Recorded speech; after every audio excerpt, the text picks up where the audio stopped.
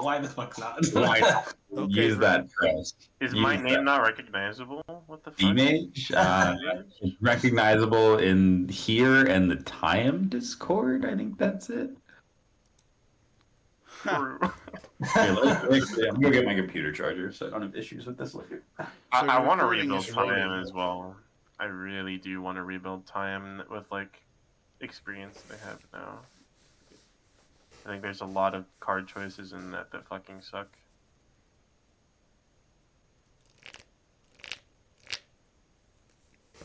All right. Okay, I will. Are we recording? Yep, I am recording. Yeah, so I will start with a disclaimer. These are the kind of strategies I do feel really comfortable piloting. With that, I have no actual game experience on Ellivere. Right. I've been moving back with people for a while, so I've heard tons of people tell me about which cards are performing, which scenarios, and I tend to be pretty good at just like overall brewing analysis. Uh-huh. But so I will have a level of like ignorance from just being hypothesizing things rather than being able to talk about anecdotal evidence. So that's more where we utilize Dmage, who I know has a ton of experience running the deck, and it's his main right now. So that's going to be super, super helpful. And then I'll give the perspectives of people who don't run this strategy, but like understand how it functions and how we think it can improve and also be better for tournaments. I think is really important. I think winning within a time frame is very important right now, especially. Pfizer is my right hand man when it comes to like brewing. Who is? Me. Pfizer. Yeah, so I'm completely new to like brewing stuff, especially for tournaments, but I got about like 70 games recorded on Ellivere right now with a couple different things in testing. So, can you send me your list? Yeah, sure. Yes. So I have the shared list between me and Dmage Benevolent Suppression is the main one. My testing list is a couple cards different. Yes, send me both. Okay, gotcha. And I've been running a list very similar to that for like 35 games. Yeah, send me your list. Yeah, it's almost. I can. Yeah, just send me all the lists so I can have them all pulled up so we can compare, do that kind of shit. We'll start by going over certain card packages I want to hear people's opinions about and such. Okay. First one is the testing one, which has a couple of cards I've been testing, and the second one is the shared list. Suppression. Do love that. Big fan of the name. Love a deck with a good name. Oh, it's got a primer. Oh, let's go, dude. Oh yeah, I worked on this primer for a while. Big fan. It needs to be updated. Yes, it does need to be updated because it's probably like a week or two old at this point. But you want to know how we got the name Benevolent Suppression? Yeah, how do you get the name Benevolent Suppression? Look at the primer. Okay. Yeah, it's... Scroll down a little bit. There you go.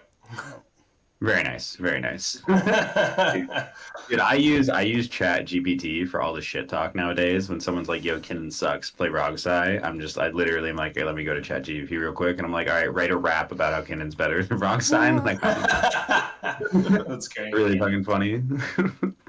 Okay, so this is your differences compared to actually quite a bit of difference from Dmage's main list. There's like 3 or 4 cards I threw in recently. One of them I'm not totally convinced of, but like the more I think about it, the more I think is decent. Is Invasion of Gulakhan. Yeah, I've been testing that one a lot, and I have loved it. In basically every game I've played it so far. With only 4 cards off. Okay, sweet.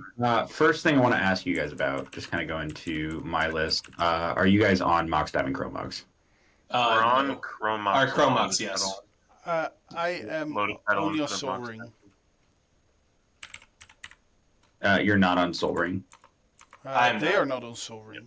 Our artifact package is Chrome Mox, Jeweled Lotus, Lotus Petal, and Mana Crypt. Okay.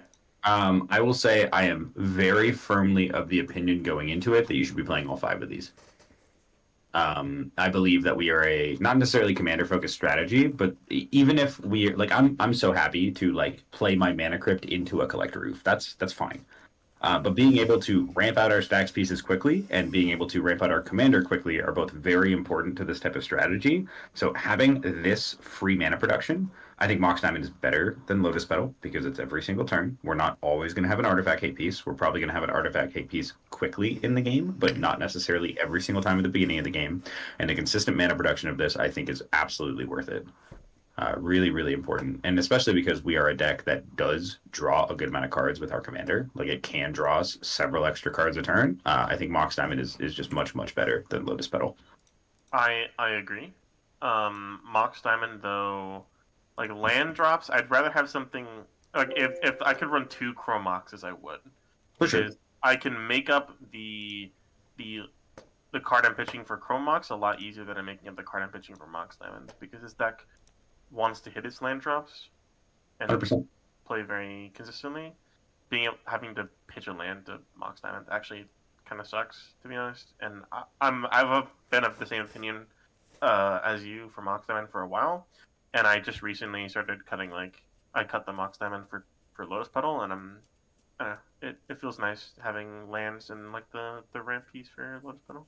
Yeah, I definitely agree with like the understanding that this is worse than Chrome Mox in this deck, and I 100% agree that it's worse than Chrome Mox. But in reality, we can't play 2 Chrome Moxes, and I think Mox Diamond is good enough. I think having the generic ramp, even if it is a nombo, is just kind of part of how this goes. One of the things you have to accept in a generic sense within stack strategies is that you are going to have some amount of nombos in your deck. How many nombos there are, how many of them conflict. yeah, like that's up to the strategy. But when you're playing a stacks-based strategy, like this type of shit is just going to exist. But we are playing Commander, and one of the things you can recognize if you look at card draw, any statistic of Magic, any fundamental aspect of the game, it compares disfavorably from 2-player to 4-player. Like, card advantage in 4-player is less powerful than card advantage in 2-player.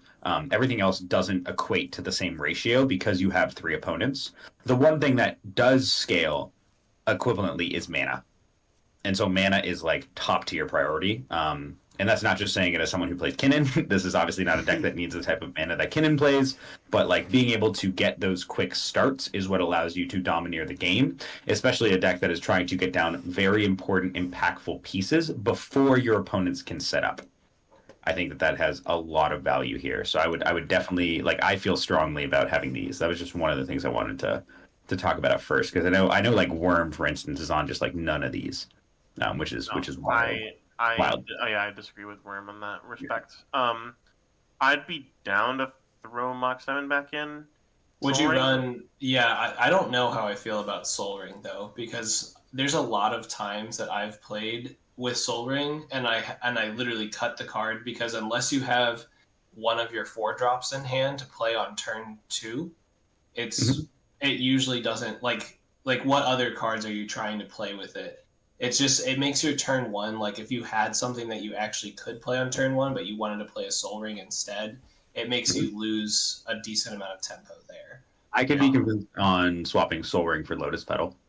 Yeah, that's kind of what I was thinking as well. The thing about Soul Ring is that, like, it's 1 mana. Mana Crypt is broken better than Soul Ring because it lets you to play a 2-drop or a 3-drop on turn 1. Soul Ring is your turn 1 play, so unless you're following it up with exactly 2 2-drops or 1 4-drop next turn, it just isn't as effective as a colored pip. Totally fair. Yeah. Totally fair. That I can hear. That I can absolutely hear. And I think making your mana rocks 0 mana so that they do not impact your curve of stacks, pieces, and dorks, I think is very valid. Yep. Cool.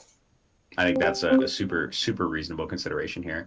Going into some card considerations, one thing I would really love to hear opinions on from people who have played the deck in different ways is the Rule of Law effects. I totally recognize the importance of Rule of Law, and I'm aware that we are a deck that plays through them quite well, and that it does enable our game plan to be more domineering than our opponents. The aspect I question about Rule of Law effects in this deck specifically is because what our deck does is our commander gives us access to more cards, as well as the power buff. Obviously, the power buff is very important for the stacks beatdown plan, but she does draw us more cards. And this is a deck that gets to take advantage of both Gaia's Cradle and Sarah's Sanctum. So we produce a lot of mana. If you are a deck that is producing lots of mana and lots of cards, it feels shitty to limit yourself to 1 a turn. It definitely feels shitty. Yeah, so that's why I'm wondering. Like, I get how some of the rule of laws are like so broken. Like, if I love Archon of Emeria and Phyrexian Censor making your opponent's creatures enter tapped, I think is huge. I think that is an awesome upside that like really enables our strategy to go off because we can continue to beat down through our opponents, and then by the time their creatures are untapped, our creatures are just bigger than them by that point. But I know Dmage you're on like 6 of the. I'm on 5. I'm not on the other one. Yeah. Okay. Same as well. So I'll take over from here. Yeah. So the rule of laws and no rule of laws is something that I have talked about at great length with other very accomplished Dax players like Peter.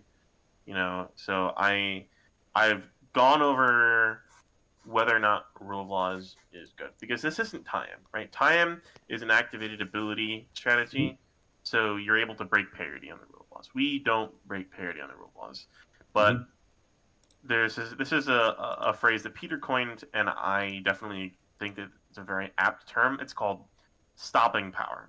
Rule of law have stopping power, and they generate a lot of virtual card advantage because they make like almost half of the cards in let's say like an average blue farm list completely dead. Like Jessica's Will, Dark Ritual, all these highly efficient like accelerators are just completely useless. And it's very strong to run like these rule of laws, but what the fuck am I talking about? Like these rule of laws are very effective because they turn off or make most of the cards that our opponents will draw worse. Okay. Now there's two different types of there's like 2 different ways that I've seen to build this deck. There's the rule of law version, where you sort of throw in a bunch of cards that sort of like break parity with it. Winding Canyons, Court of Calling. You can even do like the Coco effects, like the Collected Companies and stuff, and you can do that as well. Last March of the Ents is a good example of this. That's huge fan of Last March of the Ents. We'll touch on that later. Yeah. No, sorry. And I like that. And the other version is one with lots of Thalia effects. The Thalia effects aren't individually that good on their own, but when you sort of pile up on the Thalia effects, you achieve sort of the same result as the rule of law effects. And they're also like, they have applications outside of just stopping people from winning the game, which is very nice as well. So one card in a similar vein of thought that popped into my head this morning after we discussed going into this chat. We're a deck that makes a stupid amount of mana, right? Why are we not on Trinisphere? Trinisphere is another thing I wanted to consider.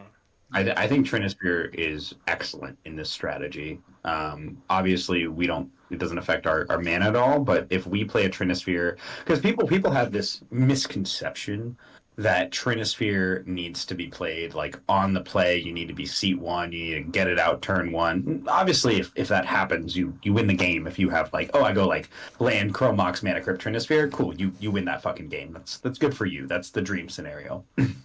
But Trinisphere, it doesn't function in the same way as a defense grid. Like it's a card you're much more comfortable playing and passing than like something like a defense grid, where obviously you're just giving your opponents a defense grid, because Trinisphere also limits your opponent's capabilities. And obviously, if you're in a matchup of a deck that is trying to resolve higher CMC spells that win the game, then Trinisphere is bad. But in most of the CDH meta, people are doing efficient spells and they are casting multiple spells in their turn. Trinisphere obviously doesn't matter if there's a rule of law effect, but I think if like I'm interested in going down rule of laws overall. I agree with the stopping power consideration, and I think kind of a middle ground between that is something like a Trinisphere that limits people's ability to storm off and cast multiple spells, where I think Trinisphere has the same stopping power of making their Dark Ritual irrelevant and stuff like that. Not quite in the same light as a rule of law, but we played through Trinisphere very, very well, where the average CFC of our deck has got to be somewhere around 2, I would imagine. Yeah, so without lands, 2.32. So like a relatively high CMC where, okay, most of our spells cost one more mana because of Trinisphere on average, but we make enough mana that doesn't hinder us, but it should severely hinder our opponents. So I attempted to brew The Thalia one. the Thalia version of it, but I found myself losing too often to just like a Thassa's Oracle line. I think Trinisphere takes away that equation. Trinisphere makes Thassa's Oracle Demonic Consultation cost 2 more mana. Yeah, it does. But it also means that people are often like leaving up mana to interact. People are not just going to keep passing the turn with 0 mana left up. And the effects that Thalia has individually is that when you just play a Thalia effect, it kind of functions almost like a Lavinia at times or a Grand Arbiter, where it limits the amount of interaction that people can have, which is totally a factor.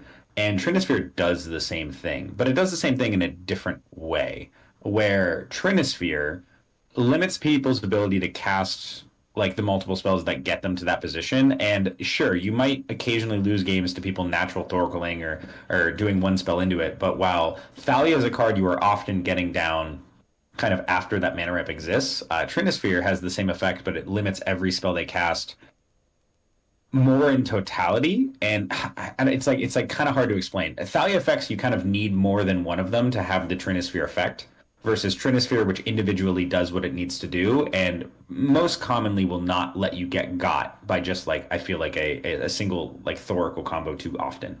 Like I could definitely see a world where someone has a piece and they just like demonic tutor for a side and wait a turn. But if you see someone do that stuff, you just turn all your beats towards them and kill them. So do I get correctly that you want to try Trinisphere in the Rule of Law version? No. I would be interested in trying Trinisphere in the Rule of Law version. Yeah, but I think I'm very interested in the Rule of Laws, but I think less Rule of Laws. I'm not interested in running like generic Rule of Law that doesn't have additional upside for us. I think it needs to be something that breaks parity further. And so, like, I don't care about Eidolon Rhetoric, I don't care about Rule of Law, but I'm very high on Archon of Emeria, and I'm very high on Phyrexian Censor. I think the opponent's creatures coming into play tapped effects, which we also get out of Blind Obedience, hold a ton of value. Right. Because it lets us push ahead much more like rapidly. So basically, you want to cut Rule of Law for Trinisphere, basically. That is something that really interests me when I was like going through the thought process of it, because I think Trinisphere has a very similar effect in limiting your opponent's spells. It has that same like coined phrase stopping power, but it doesn't stop us. Because when I was first brewing this deck, and I was, which I have effects in like Knight of Reliquary and stuff like that. I'm really interested in getting a Gaia's Cradle and a Sarah Sanctum, which I think this deck can do pretty consistently. Like I'm still on Weathered Wayfarer and such. Yeah, I think Wayfarer and Crop Rotation are good enough for that effort. Yeah, am I still on Crop Rot? Yeah, I'm still on Crop Rot. So like those effects, getting down a Gaia's Cradle and just having that excessive amount of mana, we're like, okay, cool. Turn 4, we have 8 mana pretty comfortably. Trinisphere doesn't matter to us at this point. No, whoever's the background noise, do you mind muting, by the way? Spicer. Can you thank you. Okay. Okay, it was just whoever had a ton of background noise. I think Trinisphere is very fine for us, but I think the real question is like how low do we want to go on Rule of Law kinds of effects? Because I definitely think you can throw Trinisphere in the mix to test it out. I think there's a very big benefit to running like more Thalia effects than more Rule of Law effects, because like what is the number one thing that this deck loses to, right? Second Vampiric Tutor for Toxic Deluge. Yeah. And making that hyper inefficient while cramping their mana with like null rod effects. Cramping the people's mana is something that I found like extreme success. In my run in Mox Masters, I don't even think I had one game where I had a Rule of Law. And I was like already winning at that point. So it just prevented them from sneaking something out. Where I was finding success was playing the Yusharans, playing the Null Rods, playing the pieces that cramp people's mana to the degree where they're unable to do anything, and we have our mana, so we're able to, explode ahead. Okay. Thalia effects. Sorry. Oh, sorry. So I have a question with the sensor. the Phyrexian sensor. Now, with it affecting us, wouldn't it be a little bit easier to run like an authority of the consoles for the tap down, but only affecting our opponents? Authority to consoles, I don't think is like wide enough. Well, so our creatures don't have haste. Sure. So we don't give a shit about our creatures entering tapped, right? Makes sense. Yeah. Like we don't have any way of giving our stuff haste, do we? No. Yeah. So I don't give a shit. I don't give a shit if our creatures enter tapped. That's fine. I'm much more concerned with my opponent's stuff entering tapped. There is one creature that has haste. It's Crater Hoof. Sure. But yeah, I just wanted to pop in, and I had that little tag to ask.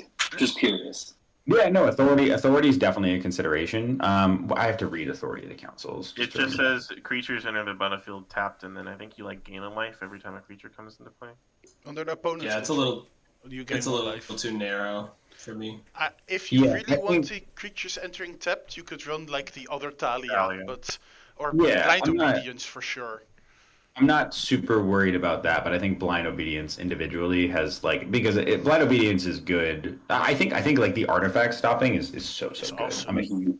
I think there are 3 rule of law effects. I think are. What's your third? So I'm big on deafening silence, Phyrexian Scepter, and Archon. I don't really think about deafening silence as a rule of law anymore. Okay. I agree. I think because it just doesn't even some decks don't even register that it exists. Yeah, that's fair. I think the 3 main rule of laws that we probably should be running, or at least the 2 most relevant ones, are like you said, Phyrexian Censor, and the number 1 being Archon of Marion, because those have utility outside of being rule of laws. Yep. The third one for consideration is just regular rule of law. No, Eidolon, I think. Eidolon, I think, is better. That's where I personally disagree, but sell me on it. Beyond what it does, where we've talked about how we want to be pushing out more cards, more mana. If we don't have a rule of law effect, we should be domineering the board with stacks pieces, more cards, more mana. These ones are worth playing because they have additional impact on our opponents. Why is regular rule of law good enough? It cannot be board weights. That is true. Yeah. It cannot be Culling Ritualed. It cannot be Toxic Deluged. It can't be Blasphemous acted. Okay, so hypothesize this in your head. We are a deck that makes mana because of Sarah's Sanctum and Gaia's Cradle, right? Yes. That's our mana production, outside of Dorks. But that's where our mana boost comes into play. We are shutting down artifacts. That happens through enchantments as well. We have a board set up. We have regular rule of law as a rule of law. Someone resolves a Toxic Deluge. We lose everything. Who comes back into that game more quickly? The decks that have efficient payoffs or us?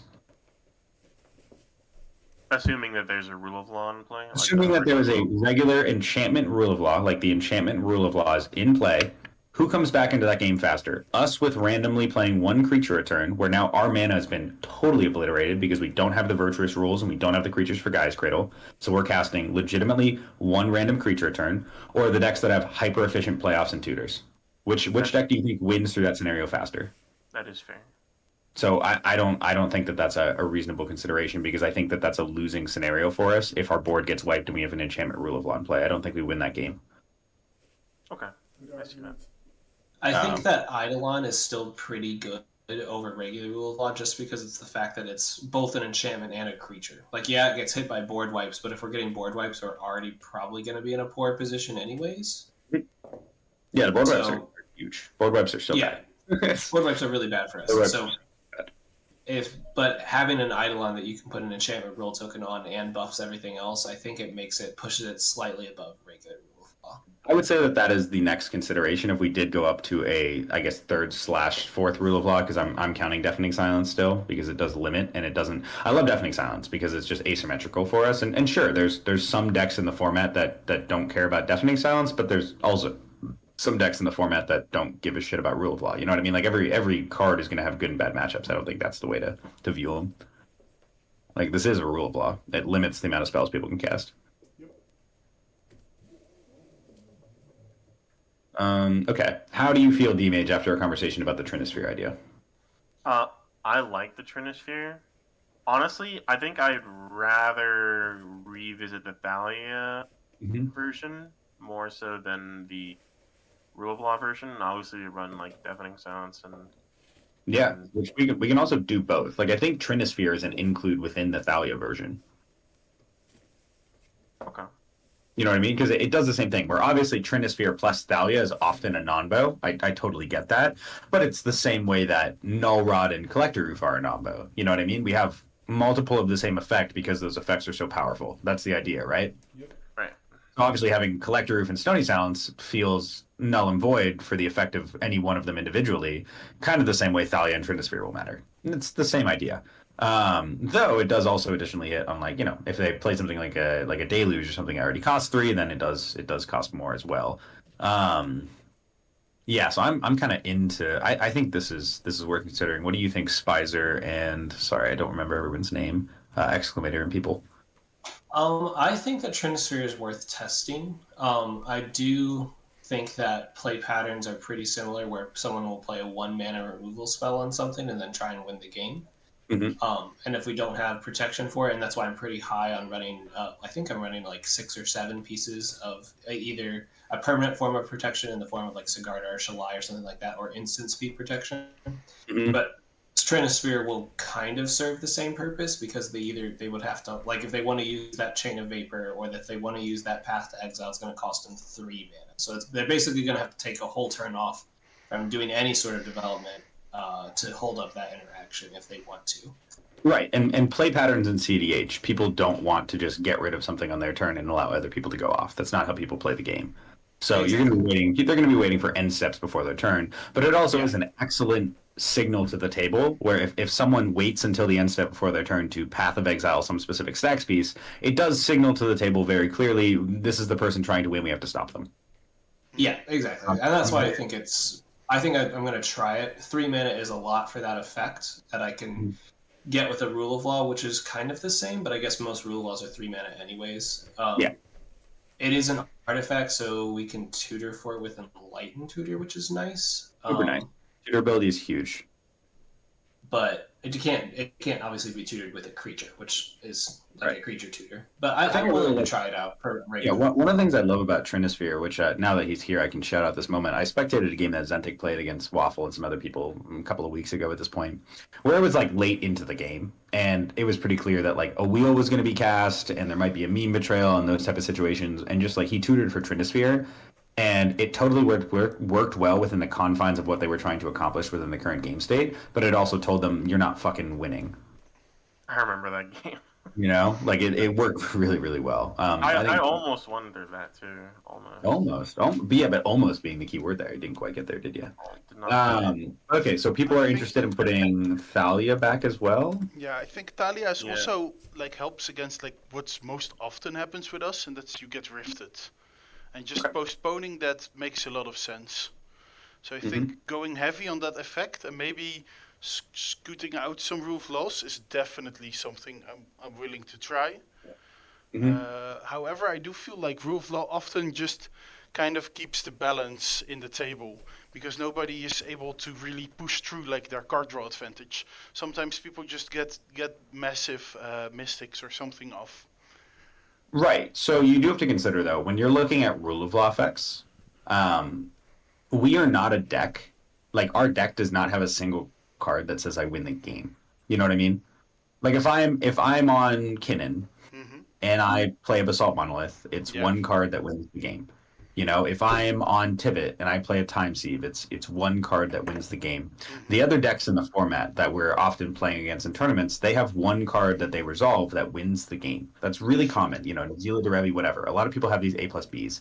That's something we lack. So while Rule of Laws do, quote unquote, keep the balance during the progression of the game, when it actually comes to winning the game, they win through Rule of Law much better than we do. Yeah. One thing to consider with that, though, it's also much harder to push, like Exclaminator was saying, if there's a Rule of Law down and someone just slams, like what you were saying, like a Basalt Monolith, you now have no protection. So if someone else it can help in that regard, because if someone is holding up a counterspell and it's like, oh, I played a Basalt Monolith, I'm going to present infinite mana, dump it all into a Thrasios that I have on the field. Like, someone should, hopefully, counter that, and you won't be able to respond to it.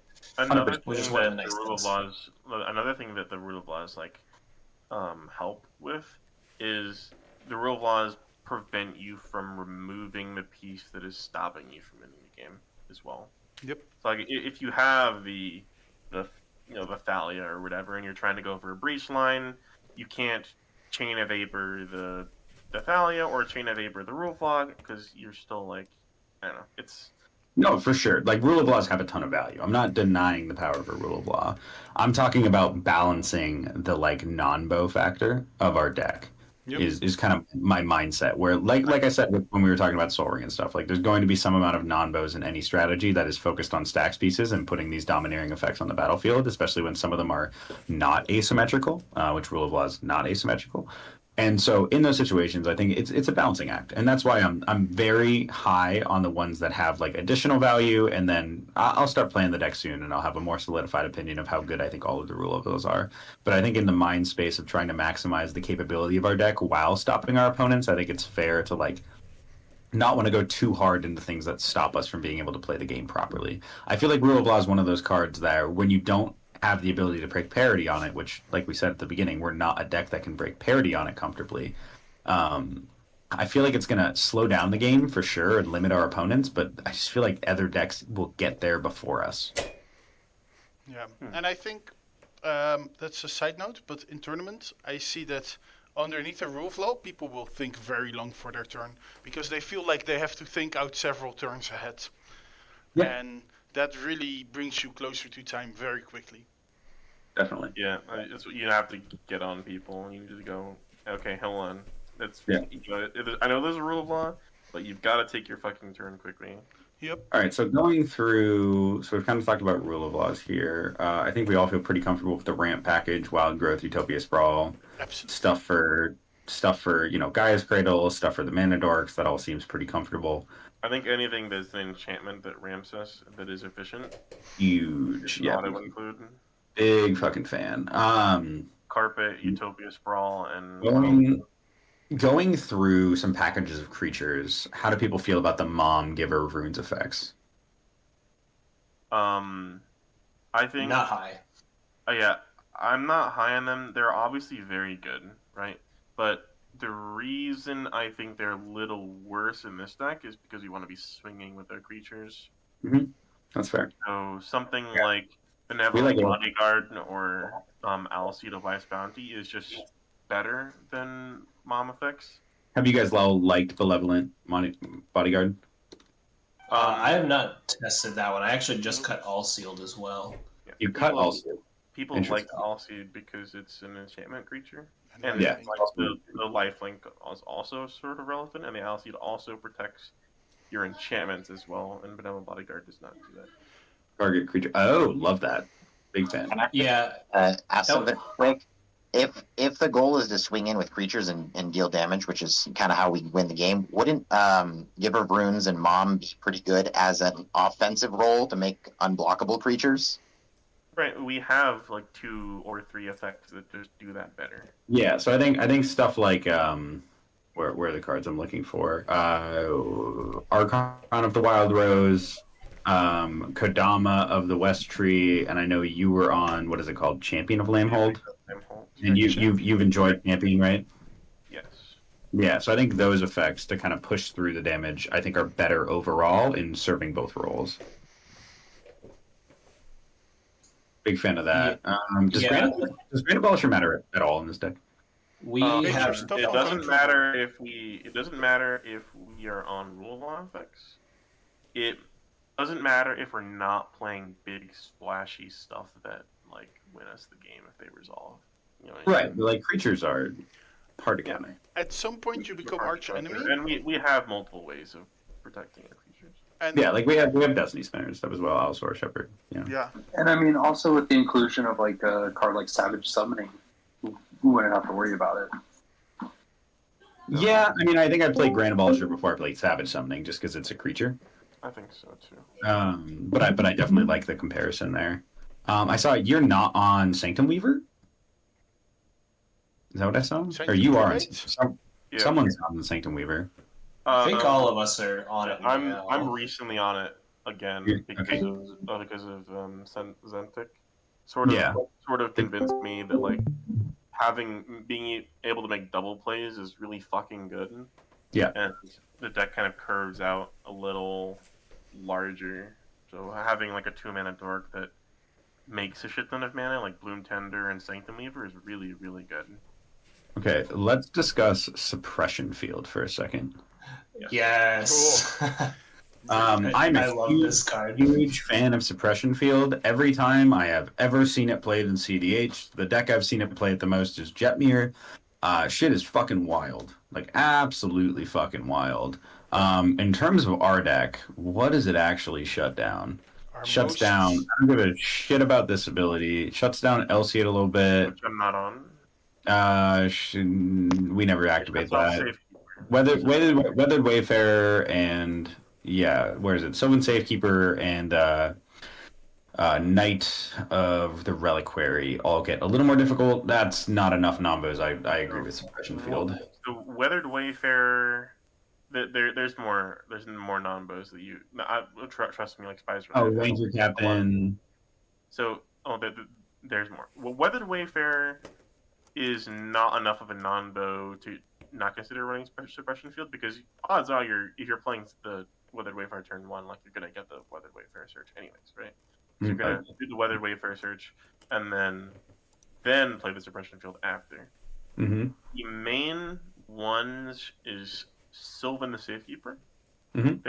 There's been like one or two times where I've been like, I literally cannot cast the Suppression Field because this Collector Roof is the only reason we are not losing this game. Yep. And I can't afford to hold up 2 mana for it. No, it's totally fair. The other things where, like, Ranger Captain is fine. You know what I mean? It's fine. I'm not on Knight of the Reliquary because I feel like spending 3 mana for that effect is not particularly that good. I just like it's a creature. I find it too slow under Roof Law, but if you play less Roof Laws, I think it might be interesting because you need the mana to go fast. Then you might even consider Elvish Reclaimer. I think the fact that the land's enter tapped, it makes Elvish Reclaimer not particularly good. Yeah, I don't want Elvish Reclaimer, but I feel pretty good about Knight of the Reliquary. Yeah, but the other main one is Besage You. Oh right, turns off Besage You. Yeah. And Survival of the Fittest. Survival of the Fittest. Yeah, I mean, Spirit Realm as well. Touch of Spirit Realm is crazy. I feel like it's good enough, right? I feel like it's good enough, especially if you limit down on the. Do you guys? Why are you on Touch of Spirit Realm? Oh my god, it's so good. It is. So, in consideration with Rule of Laws, is Touch of Spirit Realm is an interaction spell that you can, get around Rule of Laws. Mm-hmm. Touch of Spirit Realm also being able to remove like Drannith Magistrates or even your own Rule of Law. It's like if you have an Arcana of Mary or whatever in play, and you have 8 cards to play. Get rid of it for a turn, yeah. Yep, get rid of it for a turn and then start doing stuff. Yeah, I like that. Would that be a play over Grasp of Fate, you think? Yes. 100%. Yes. It is saved my bacon in so many games, and the fact that it's versatile enough that if you need to play it, hard cast it to exile a One Ring that someone is playing that is running away with the game, you can still do that, and it's usually not going to get countered because it's an enchantment, and those are harder to counter. Yep. It's so versatile. Protection, removal when you need it to be, and it's uncounterable, like a uncounterable bounce, unless someone has like a Stifle. It's so good. I dig that. So cool. I assume Elvish Spirit Guide is great on mana. Okay, let's look at some of the creatures that you guys are not playing and get a comparison here. So you're not on Grand Abolisher either, which I kind of agree with. You were the one who originally sold me on Yisan. Have you just not been a fan of it as much? Who, me? Yeah, I think you were the one who told me about Yisan way back. No, that was not me. Oh, that might have been Worm. Has anyone tried Yisan? It might have been Worm. It was not me. Has anyone tried Yisan? I think it's too expensive. Yeah, that's very costly. I think it is awfully expensive. And we can't like abuse Yisan in the same way that a deck like Tayam can abuse Yisan, and even in Tayam. Yeah, I mean, we don't really have a single 1 mana thing that like we would get Sylvan Safekeeper pretty much every time. I feel like Either like we're one mana getting slot, Sylvan Safekeeper, or it we're take- bridging, or we're either getting Sylvan Safekeeper, or we're bridging the Yisan gap by getting Quirion Ranger. But Quirion Ranger does literally nothing else in the deck. Yeah, I don't want Quirion Ranger. Fuck that. Fuck that, dude. Yisan feels Okay. kind of slow. I thought about it as well, and it's just like, it Nambos with suppress. It's another card that would Nambo with Suppression Field as well, and paying 3 mana for a Quirion Ranger, or for a Sylvan Safekeeper is like pretty bad. Why are you I'm down to do that, but why are you off the elves? Bowmasters. I cut a few mana dorks. Okay, interesting. I would think the mana dorks are like pretty integral to our basic curve. It's not felt too bad. Okay. Haven't liked endurance. I cut endurance because I wanted to. I cut solitude as well because I wanted to be a little bit more on the anti-ETB effects. So this is like totally experimental. Just added a few of these. I added Tocatli Honor Guard. I added Strict Proctor, and I cut the 5 mana Elishnorn, the Mom Elishnorn. Yep. I don't think I was ever on Mom Elishnorn. Yeah. And then, so on total, I'm on Hushbringer, I'm on Strict Proctor, Tocatli Honor Guard, Hushwing Griff, and I'm not on Torpor Orb. I don't think I'm not on Torpor Orb. Have these felt good enough that you want multiple of them? Hushwing Griff has felt extraordinarily good because Hushwing Griff has flying, first of all, which makes it an evasive attacker for Ellivere like drawing cards. Yeah. Hushbringer is also an evasive attacker that has lifelink, and it's easier to cast than Hushwing is. I think Hushwing is better because, once again, the flash is really relevant. So if you want to do your endurances or your, whatever else, you can choose the right moment to Hushwing Griff. But when you run Tocatli Honor Guard and Strict Proctor, you have to make some concessions. Like, it already feels sort of bad not having the Ellivere enter the battlefield trigger, but we feed Dockside so much in this deck. It's actually definitely. So I can see that. So do you think it's worth running all of these? I think I'm on Strict Proctor for the flying before I'm on Honor Guard. Yep, I agree. I wanted to run 4 and see how that felt. I'm probably going to end up cutting Tocatli Honor Guard. Let's add Strict Proctor. Strict Proctor also does. I mean, it's not a hard anti-ETB because obviously they just pay 2 to counter the 1 ability, but they can't loop Dockside. Yeah. No, you can. They can. It needs to make more mana. It needs to. So I guess that's a consideration. That was my main problem with it. Because think about on like turn 4 or 5, if we're playing everything that we want to play, we alone are going to put like 4 or 5 into a Dockside. And that's just us. So I actually am not a fan of the Strict Proctor. Yeah, I like Tocatli Honor Guard. It has been performing pretty well to do all the anti-ETB hate except for Mom and the Proctor for me so far. Yeah.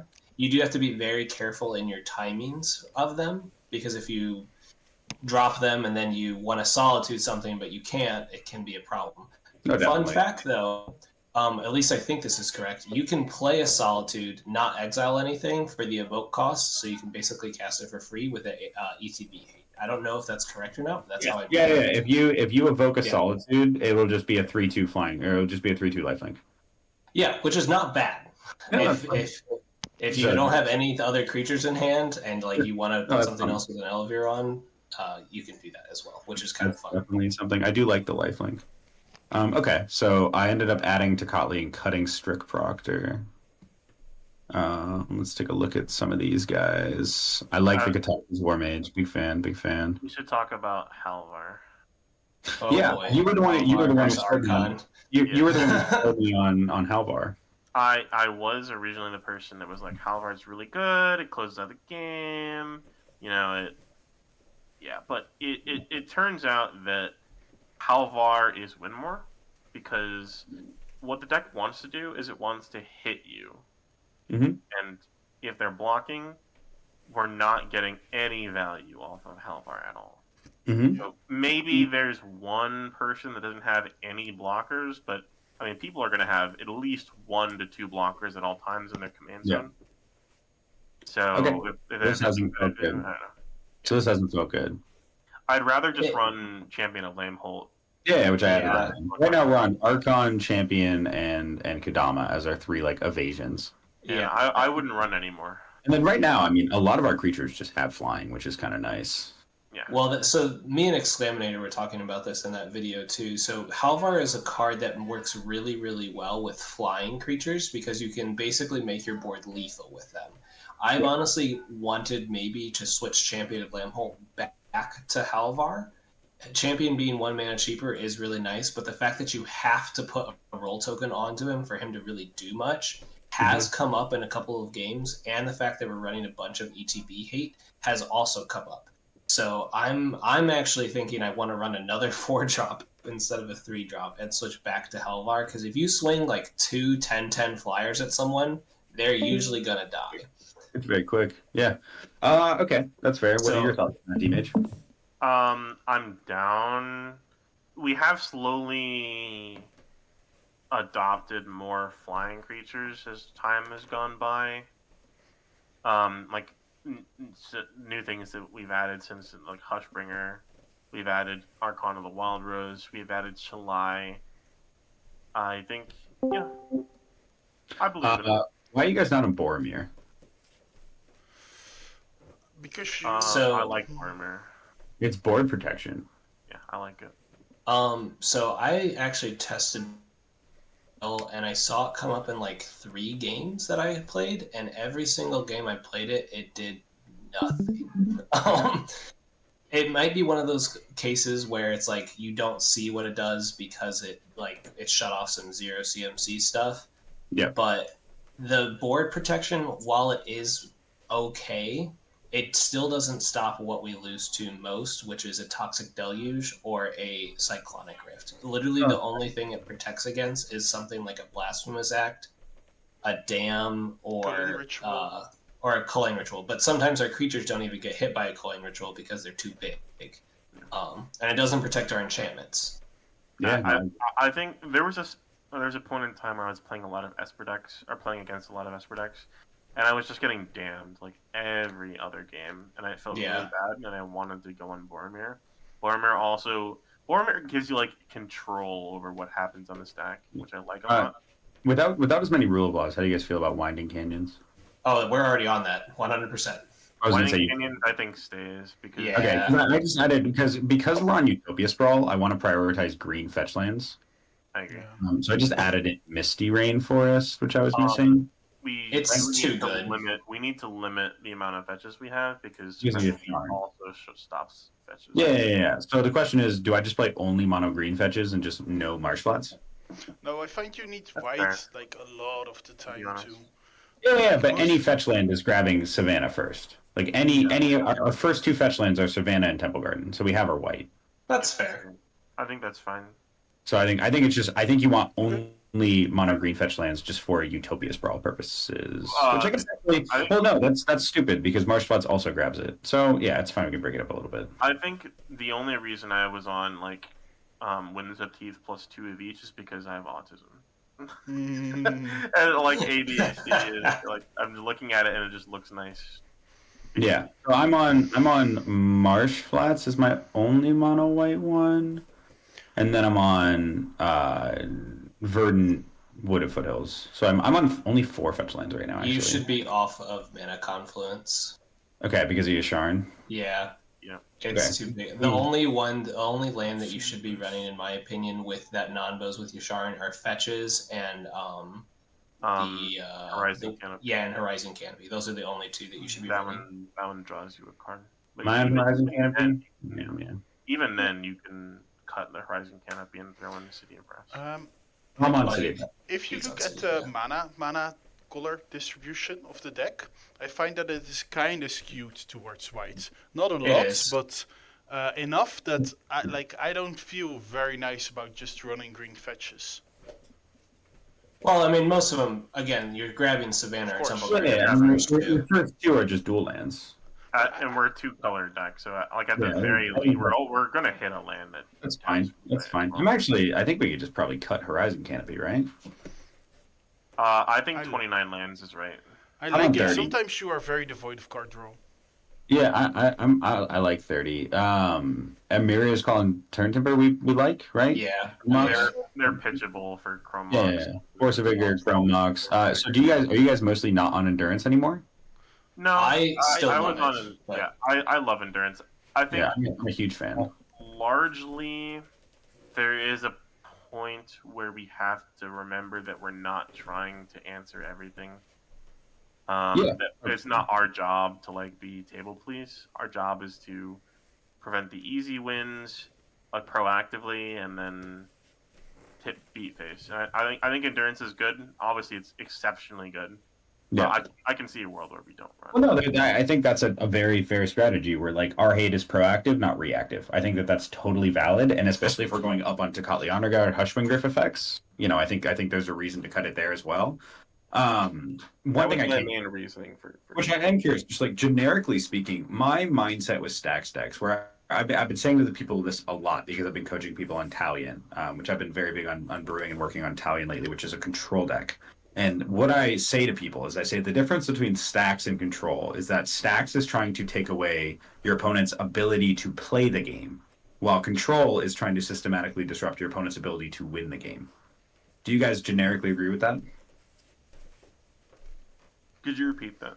So I say that stacks is trying to take away your opponent's ability to play the game. We are trying to make it so they just do not function. Versus control, which is allowing people to play cards as they are, but we're systematically disrupting their ability to win the game. I think that's a fair assessment. I think if we're trying, so that's the thing is like endurance is a control piece, not a stacks piece. Is like what I mean by that mindset, and I really like how you put it, where we are not reactively interacting with people, we are proactively interacting with people. Yeah, and so I think that's actually a really good mindset to be in. I think dig it's that. the difference between virtual card advantage and actual card advantage. Does that make any sense or not? Not at all. Well, elaborate on what you mean. So, just now when you were talking about us stopping their ability to win the game, and the other one, I wanted to repeat it on your words, but they are lost to me right now. Doesn't matter. But I think it does make sense to think about it like we are not a control deck, and this is a control piece. Yeah, makes sense. Let's see where it brings us. I think especially if we're going to be on a higher anti-ETB, like more anti-ETB effects. Number one, it turns off endurance. Obviously, we get to keep a 3/4 reach, which is it's pretty good. Something. It's something at the very least. But it also, like, what does endurance stop? Well, specifically the first couple turns, like we're a deck that folds to people trying to win on turn 2. Yes. And it does stop and that. Endurance stops the breach line on turn 2. So, yeah. Breach is hard to do on turn 2. The main turn 2 win is Thassa's Oracle. Agree, disagree. I think it's normally... I've lost to 2 Rogside decks in the past week that did turn 2 breach lines, and if I had an endurance, it would have stopped them. I'm a big believer that the turn 2 kill is normally breach, not the Oracle. It's normally ad nauseam to breach. So honestly, I'm not sure.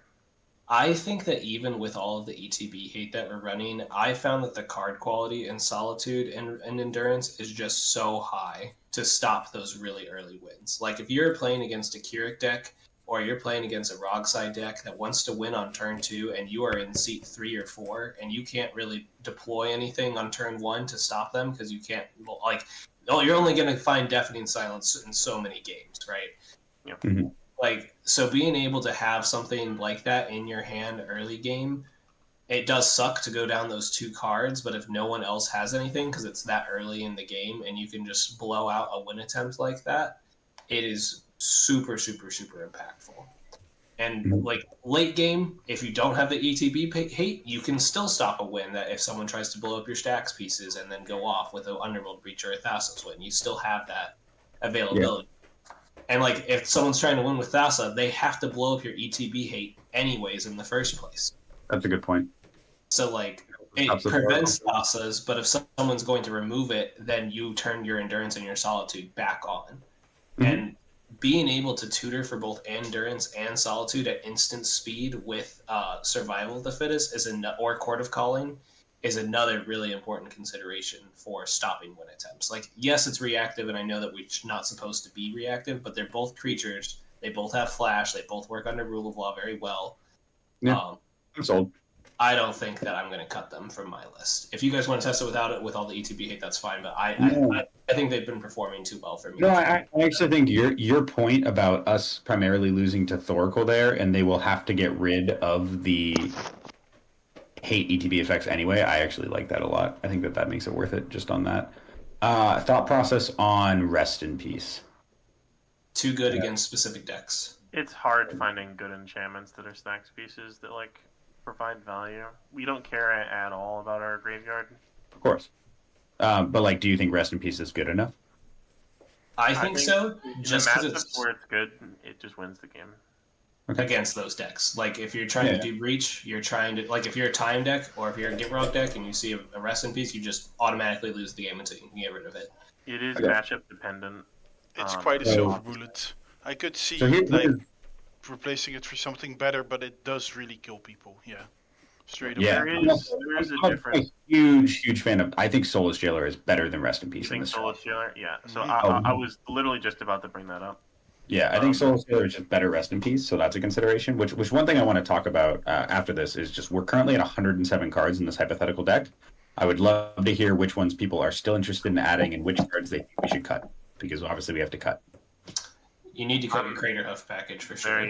Very high on Soulless Jailer. I think Crater Huff can probably go. And if we're including Soulless Jailer, Compost is an easy include. Would you like to elaborate?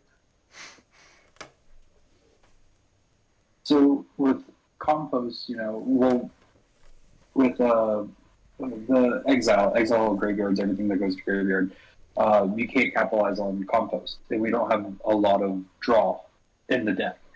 So, outside of our commander. But if we run Phyrexian Censor, or not Phyrexian Censor, Soulless Jailer, that allows us to run Compost. I think I'd rather run Sylvan Library over Compost. Yeah, I don't think Compost is... not a fan of that. I don't think we need Sylvan Library at all, though. We draw cards. No. That's just like... Only if our commander gets in trouble. Yeah. But we have a command beacon and a land package. You have command beacon land package, which helps against Drannith. We also run First of Plowshares, Path to Exile, March of... Oh, I'm back on a March of the Woolly Light.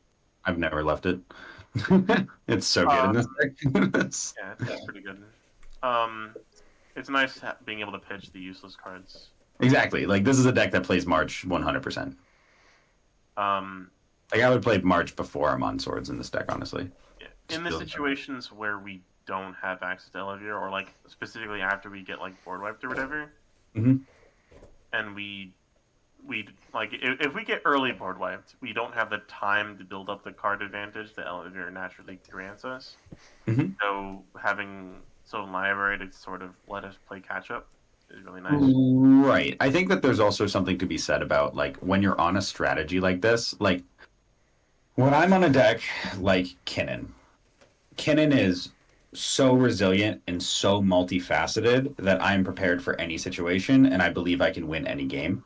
I think that it is totally fair in certain strategies to just accept the fact that you are not going to win every game, and you do not have to have a suboptimal backup plan for every single situation. And I think this is one of those decks, and I do not think it makes sense to eat into our strength to have resiliency of, like, bad situations, if that makes sense.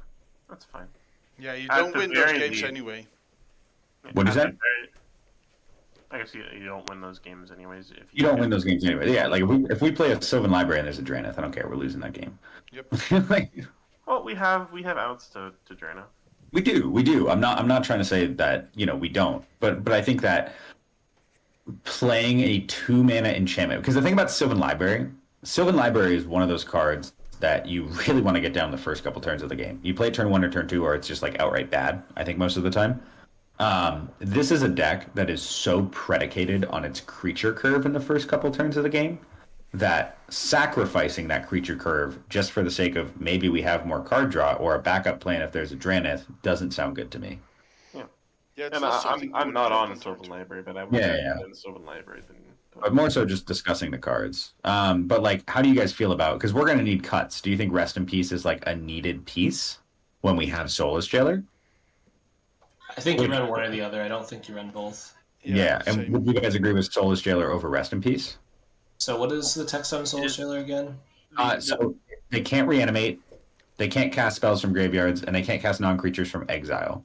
They can cast creatures from the graveyard, so they could like get back at Dockside or get back at Oracle theoretically, but like they obviously can't do their full breach line. They can't reanimate. I've liked Soulless Jailer. Soulless Jailer also being Phyrexian has come up if we're running Phyrexian Censor. That's funny. True. I think they're only Phyrexian, right? Being a creature tutorable answer to, graveyard shenanigans is really nice. Yep. The main thing that I'm worried about is just making sure we have a high enchantment count. For sure. Because For sure. although Ellivere is a self-contained engine, it will take a few turns to start hitting for like 4 or 5. And Definitely. if we only have the one roll, it's just +1, which I Oh, care more definitely. about my Right now we're creature. running 12. Right now we're running 12 enchantments. I Yeah. prefer to be around 14. Ooh, I don't think I'm going up on enchantments here. Yeah. One of the things I do want to bring up, Rest in Peace does exile the cards forever. If someone removes your Soulless Jailer, they can still combo with a Breach Line. 100%. 100%. Which is a combo, and it's also a lot easier to kill creatures than it is enchantments, which is another consideration to have as well. I think that right now, just based on your creature to enchantment ratio, because you're at 40 creatures right now on this list, which is a lot, versus only 12 enchantments, I think honestly Rest in Peace is better here. Okay. Which also, keep in mind, we're about to cut 6 more cards. I know, but I think that it's still a worthwhile card. It has performed decently well in any sort of deck that wants to turbo or turbo breach or any sort of graveyard shenanigans. It just shuts them off completely. Yeah. Maybe we play both. Like it totally could be a we play both thing as well. I guess a consideration. So before we start cutting things, are there any other cards that people feel strongly should be included in the strategy that are not currently represented in the list? I want to bring up Invasion. Invasion of Ikoria. No, Invasion of Gaba-Khan. I haven't tried that. It's if you're gonna, I think it's. Oh wait, I'm already on Ikoria. Yeah, no, Ikoria. So Gaba-Khan is a very techy card, but Invasion of Gaba-Khan. every game I've played it in, it has performed well for me. It's a very strange card, but it's doing work for me. Okay. Make something more expensive to cast, hit it for 3, and then make your creatures bigger, and they can have hexproof and indestructible. Yeah, it's cool. A little slow, but it's cool. Yeah, it's better than Boromir. Yeah, I was gonna say, if Boromir ever came up. Yeah, so I like this card better than Boromir. Because for 2 reasons. A, the front side is not completely useless. If someone tutors on turn 1 or turn 2, and you drop this on turn 2, and it's like, say you're in seat 3 and they're in seat 1, and like it's a faster deck, you can hit their hand, you'll know exactly what they have. It's like which is very relevant information to have, and you can exile whatever they tutored for. And usually that means they won't be able to cast it on their next turn unless they had like they wheeled or something and refilled their hand and dropped a bunch of mana rocks. Definitely. So front side, not the best. It's very overcosted for the effect, obviously, but it can delay very important things, which has been very relevant. And how often are you flipping it? Every single game that I've played it, I flipped it. Like Ellivere flips it by herself. Yeah. Exactly. It's super easy to flip, but I mean, it does add a lot of power, which is nice. Yeah, so funny story about this card. So I was playing against a Shorekai deck, right, that played a Humility. I won the game because of this card. because all of my creatures were neutered, I flipped this thing over, and I swung, and I just kept swinging at the short guy player, and then my creatures, whenever he was dead, were 10/10s.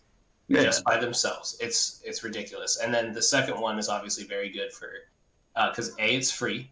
You can hold it up as much as you want, and people are much less likely to hit your stuff if you just have free interaction with you. They basically have to double up on their removal if they want to ever do anything in the game.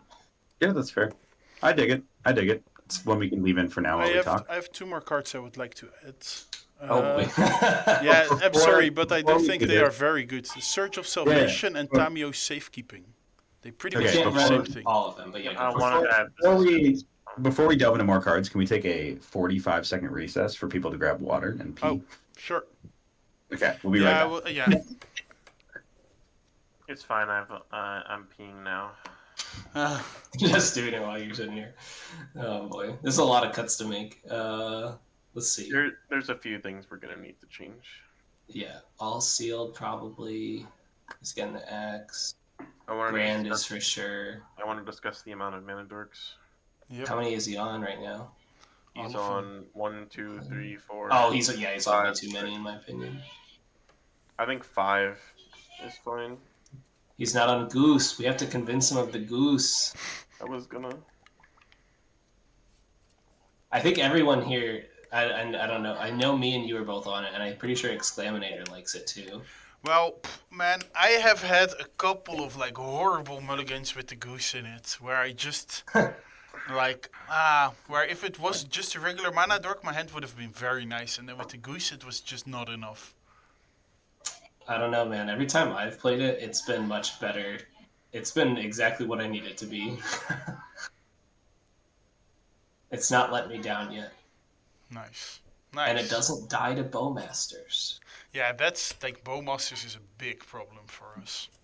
Yeah. Early Bowmasters. Early Bowmasters just fucks it so bad.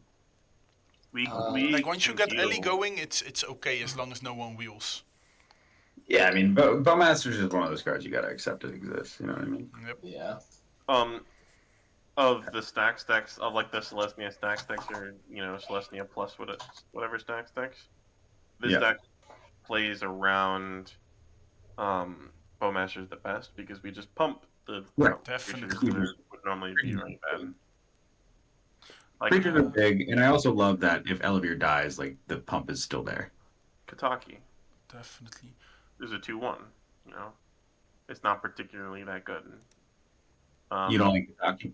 No, really? I like Kataki. I like the fact that it basically have people's mana. But when I say it's not good, I mean it's not good because it just instantly dies to Bowmaster. Right, I'm not gonna not play, but like, let me tell you, as someone who has ran a creature-focused mana dork strategy in Kinnan since long before Bowmasters came out, and since Bowmaster came out, the amount of changes I have made to my deck as a result of Bowmasters is a cumulative 0. I have never given a fuck about the card. I have just chosen to not care about the card and not build around it at all because I'm not going to change my deck based on one card being in the format, and the amount it has affected me is so little. You just don't fucking care. If you just don't care about it, it's fine. It helps to have blue, I will say. It helps to have blue for sure, but like I almost never counter a Bowmaster. I rarely can counter a Bowmaster. The Bowmaster hits the battlefield almost every time, and it blows up my shit almost every time, and I just choose to not give a fuck about it, and it's fine. Hey, I'm Oh no, I'm sorry, but I would still like to think that those cards are. Okay, so you mentioned, I didn't hear any arguments about it, but you want to talk about Surge of Salvation and Tamiyo's Safekeeping. Yep, or Legolas's Reflexes, which is comparable. Like they are competing for the same. same It's the best one by far. Like Legolas's Reflexes is by far the best one, right? Well, it doesn't protect artifacts or enchantments, which is like it's not a permanent only creature. Yeah, it's really nice to protect your Stony Silence instead of your creature. Okay, then why not just run Veil of Summer? Because that's just for blue and black. Yeah. Yeah. So Veil's only blue and black, but it protects everything. But only and for blue and black. And if we're worried about Bowmaster and Cyclonic Rifts and Chain of Vapors and all of the things that actually hit our shit, doesn't that do it? There's just so many random things that just sometimes get blown out of the water by a well-tamed Tamiyo Safekeeping or Surge of Salvation. That's fair. Which one do you think is better between the two? Or slash, I mean, obviously, like Legolas is better than Yeah. Tamiyo's, right? I think Yeah. if I would run any two of the effects, I would run Legolas's quick reflexes and Tamiyo's safekeeping. Yeah, I think Tamio's better. I don't even think I want to be on two. Tamiyo's safekeeping, especially if we're going to be on more Thalia effects. Okay. Yeah, with Thalia effects, it does get a lot worse. I do like that this also untaps the creature, so we can surprise block. That's Yep. kind of fucking cool. It also works really well with Weathered Wayfarer effects as well. Creatures with activated abilities like mana dorks. It's hilarious with them. Yeah, imagine like with this, we can also just be like, okay, I'm gonna tap my Sanctum Weaver and untap it. Exactly. It's so versatile. Yeah, I think this one's worth it. This seems like reasonable. I told you about the time I killed both a Timna and a Crom in the same turn. Yeah, I think this one seems fair. I think if we're gonna add one of these effects, it's this one. A split second is like insanely good on this thing. Oh, huge. No, Split Second is like broken as fuck. Literally, I think the only thing that beats Split Second is my Perplexing Chimera. Yep. That's about it. Which hilarious. But Yeah, that's funny. yeah, no, I figured out a new line for Kinnan that I added like 2 days before Silicon Dynasty. I figured out by adding in Cephalid Coliseum, I can infinitely loop it with crop rotation and endurance and discarding cards in as a haul, or just casting a spell and countering it 6 times to get threshold. And so I can bail out my opponents at instant speed. And I was thinking, and I was like, the only card in Magic that actually beats me when I do this, because the only time you do it is if the clock is at 0 in a tournament and you have to win immediately, is Angel's Grace. And then I was like, wait a second. No, it doesn't, because I have Chimera. Get fucked. Get fucked, stay fucked. I want to bring up land tax. Sure. Sell me on yes, that's the one that you were missing. Sell me on land tax. I will. So the floor of any enchantment, right, is 1 or 2 mana for a lord for Ellivere, pumping your creatures, which is nice. It's why I like having like a decent enchantment count. Land tax allows you to keep greedier, like low mulligan hands with lands. And the having lands as card advantage is actually particularly decent when you're hitting your land drops every single turn. Yeah, are you taking 3 every time, or are you just like taking 1? I wouldn't take enough that it would force me to discard. That's fair. Usually, yeah. Okay, and Usually it's like 3 and then 1. Yeah, I think anyone ever played land tax, and does everyone agree with that? Yes. Okay. A turn 1 land tax in any seat but 1 paired with a collector oof effect usually helps you win the game pretty easily. Okay.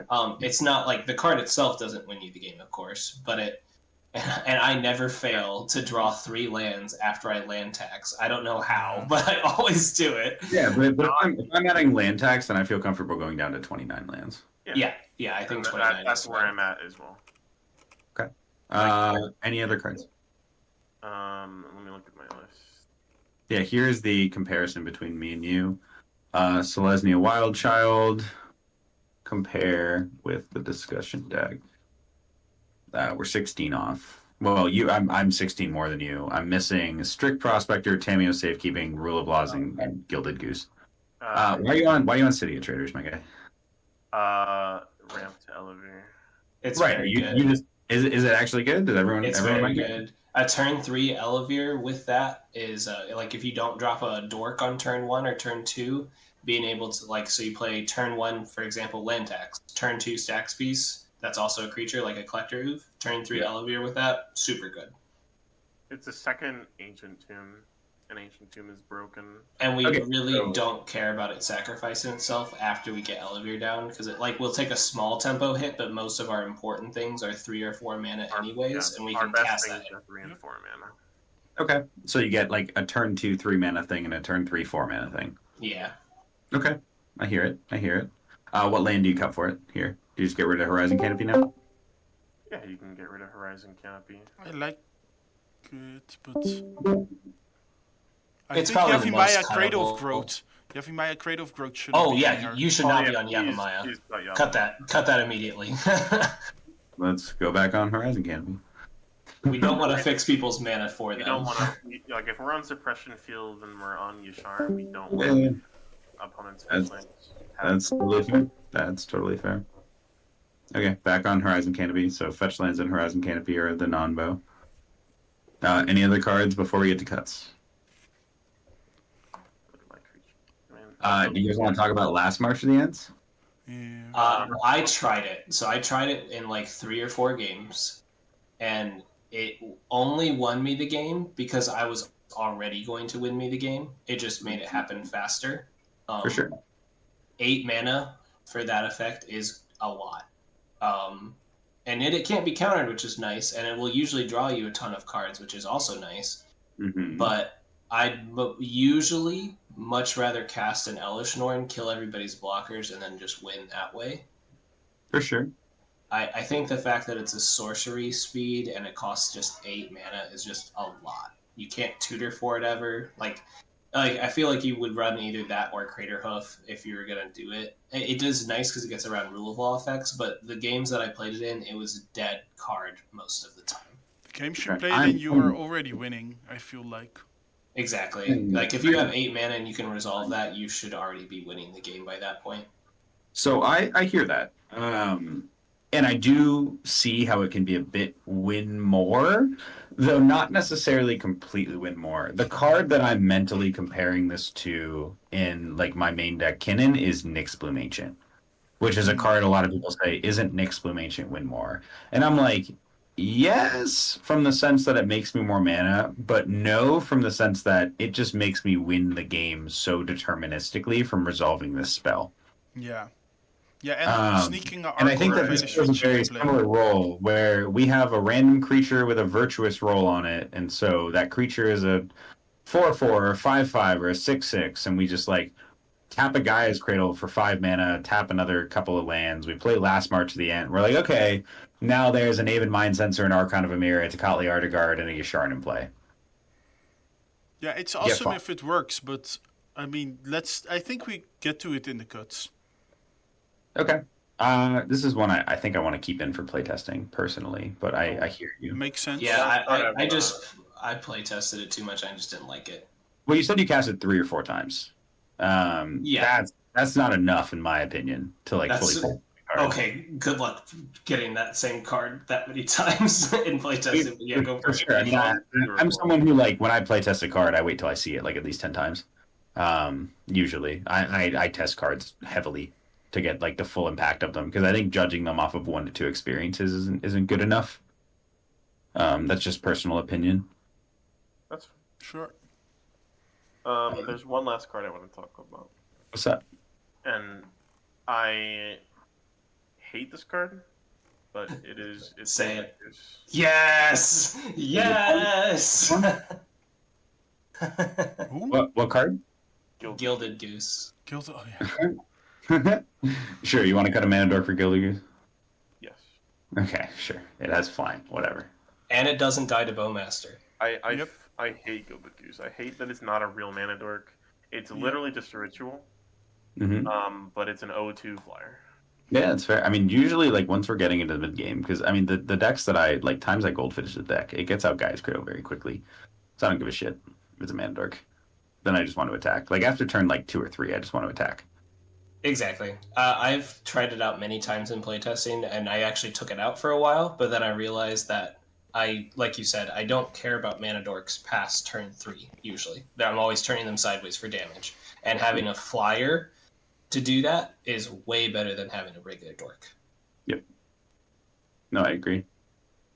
This hand is nutty as shit.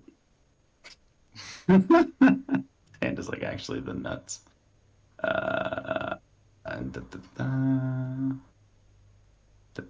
Jesus fucking Christ. This is fucking wild, my guy. Sorry, I just wanted to goldfish for 2 seconds here. Lotus Petal. Go to turn 2. Well, you cast it the wrong order, so you couldn't. What do you mean? You do the Like lotus. you can't cast a. Oh, okay, side yeah. spell. I don't. I'm just like quickly throwing cards. Of course, and of stuff, course. I'm right? just, You know what I mean? just kidding Whatever. with you. Whatever. Okay, so this is just 4 mana. We just play Ellivere here and attack, right? Yep, Of course. Yeah, we just play Ellivere here. Boop. And then it's a 3/3. Yeah, it's a 3/3 attack. Draw a card. Go to our next turn. Now we're feeling fucking nice. 4 mana, so you can make a double play Soulless Jailer Blind Obedience. Yeah, you can do Blind Obedience, or you just do Linvala, which that's always going to be based on. Well, no, actually, we can do more because we have the guy's Cradle, so we can tap 2. Yeah, you can. You can Soulless Jailer for 2, and then this taps for 3 now, so you get Linvala. No double Linvala white. is 2 white. Oh, you're right. It's a good point. All right, so you just do. Like I said. Yeah. Sorry. I was just looking at mana cost. Go to combat. Well, Ellivere can't put this on herself, right? Nope. Only Okay, with so- Halvar in your current list you can get it on her. Yeah. So you put it on that, and then you just draw 1 card. Boop. Next turn. And now you untap, and you're just feeling like a god right now. Okay. There's no world we ever cast this, right? It's honestly not even terrible. Yeah, like I was gonna say, like I would actually cast that here. like here. I'm like hold up 2 flyers, right? Like it seems kind of wild. You can't cast it. You can't cast it right now. Well, actually, yeah, you You're cast 1 it mana next, short. you cast Oh, it, you're 1 mana short. cast it next turn. You cast it next turn. You play Linvala here, almost like certainly, right? I guess depends situationally, but more likely you play Linvala. Go to combat. Thing with Maybe these the things. elite is not bad because you can protect one of your you can protect your Soulless Jailer. But that's Yeah, about that it. was a thought. I don't know. Remove a counter, but then you're at 2 more, or 3 more, 4 more. Jesus, and you're at 4 more as well now, right? Okay, it's a lot of damage. Draw 2 cards. It's 5. This is 5. You have 2 Yeah. enchantments and 3 rolls. Oh, there's also you're right. Okay, and then kind of fucking wild actually. That's so much power. Holy shit. And now you can still just play Elciad. Like who cares? And now actually because we played Elciad, I would play this as a land. Yeah, makes sense. So it's left up. Go to turn 5 now. They cannot use spells from the graveyard. Our stuff is uncounterable if it's green. We have protection for something, and they can't use abilities, and they're under. Top to get Sharn. Holy shit. Okay. You haven't even been drawing your cards off of Ellivere either. Yeah. Did I not draw my cards of Ellivere? I did. No, you I did. didn't. Oh yeah, he did. I did last turn. Yeah. Oh no, I did. I drew March and Archon last turn. Yeah. Drew 2. Wasn't paying attention. Yeah. So if you're not paying attention, then don't judge, bro. Get the fuck out of here. Okay, so 1, 2, 3, 4, 5. 5. This is 8 total. 6, 7, 8. Play Yasharn and the fucking Archon. Wow, all of these are 4/4s base now. When we attack with Ellivere, we put a counter on Elciad. 1, 2, 3, 4, 5. 1, 2, 3, 4, 5, 6, 7. 5, 6. 6? So Why is it everything 7? is- Oh wait, why 7? Alcide is 2. Oh, because it is an enchantment. Okay, so everything is a 10/10. What's You're killing 1, people 2, this turn. 3, Yep. 4, 5, 6, 7. So everything is an 11/11. Why you okay? 1, 2, 3, 4, 5, 6, 7. You're right. Everything is 11 power. That's disgusting. Is the link That's correct. to this to discussion decklist posted anywhere? I will post it in a sec. So you draw 4 cards here. I mean, you win this game. That's disgusting. Okay. Okay. So we have 108 cards. I can post the link in. Is there a Decklist? CEDH Decklist only? Yeah, sure. Discussion deck. Honestly, I'm not comfortable at all with this just being called discussion deck. That's such a stupid name. What are some of the other Chat GPT? Yeah. One that we second. came up with?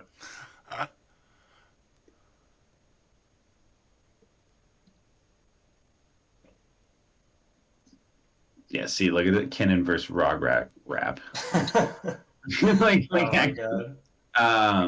Kennen and the tracks off. Kinen's might overpowers. Oh yeah, what Kennen's might overpower Shurikai? Is that what this was? Yeah. Talking shit about Shurikai. And these were me joking about how like fucking you can just do business bullshit. Oh, this was me talking about attracts and Kennen having sex, yeah. What the fuck? What? What? It was a joke. Or what was this one? Oh no, I did. So this one started with Kennen. This one was can you write a song about CDH commanders and Atraxa and how much they love each other? That was for Punny. And then I did one. Can you write a song about the intense moment where Freedom Waffle chose not to cast my big trap and tried to party with Big Meister and they lost the game because of it? What a moment, Clay. Yeah, dude, classic. What is an incredible, passionate, and passionate? What is an incredible, passionate, intense, and intrepid name for a CEDH Selesnya? How do you spell Selesnya? So the last GB? and Y. And Selesnya. That? I think so. It'll recognize it.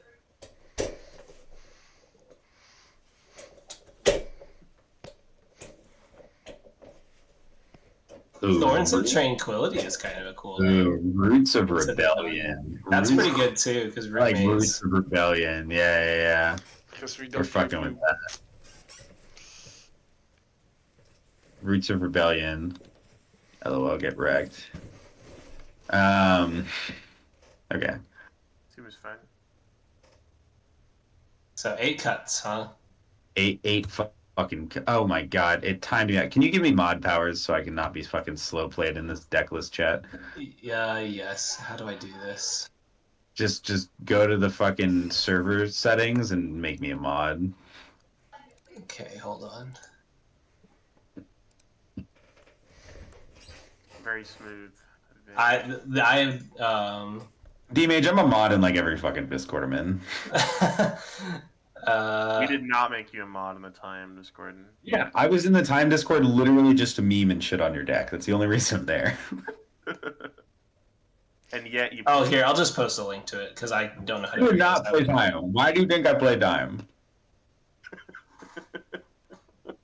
Dude, I would only ever hypothetically play that deck one time to hypothetically prove that I could hypothetically dunk on people with it. And in that hypothetical game, I decided to show people how you hypothetically win with the deck. So I hypothetically spoke in a European accent the entire time and gaslit the fuck out of the table to victory. Hypothetically.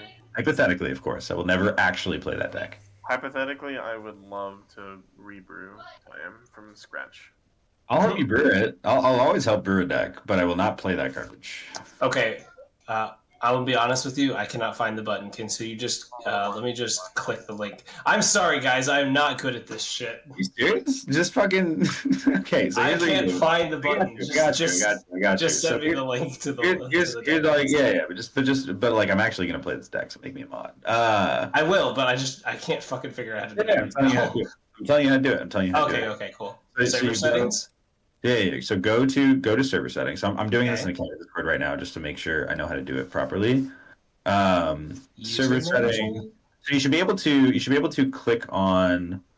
Oh, is it a role? Yeah, Let me see if it's a role. It's a rule. It's a role. Yeah, so you add a role and there should be moderator. Is it moderator? Adminis. How did I do it in the Italian Discord? Oh, I definitely made people mods in Italian. I made Memo and Max a mod in the Italian Discord. How did I do that? Why did you make Memo a mod? Because Memo asked to be a mod. So we just let everybody be mods now. Okay, but like actually, settings. Memo is one of the first people to brew the deck, and he's also Memo. I'm gonna make Memo a mod anywhere he wants to be a fucking mod. Because Memo will never abuse mod powers. I don't have to worry about making Memo a mod. User management and then roles. Yeah. Okay, hold on. I'm getting it. Server roles. That's, Yo, did you see my tweet the other day, Dmage? I don't use the cringe Twitter. Okay. I just recently got on Twitter for Magic stuff, but a guy in the Italian Discord, when I like said something about Italian, they were like, WoundedSatellite, this isn't the Kinnan Discord, get out of here. And I was like, I'm literally the server owner. I made the Discord. Okay, I think. There we go. Okay. Figure it out. Save changes. Okay, and then I just have to make you one of them. you can just right click. Manage members. Okay. Wounded.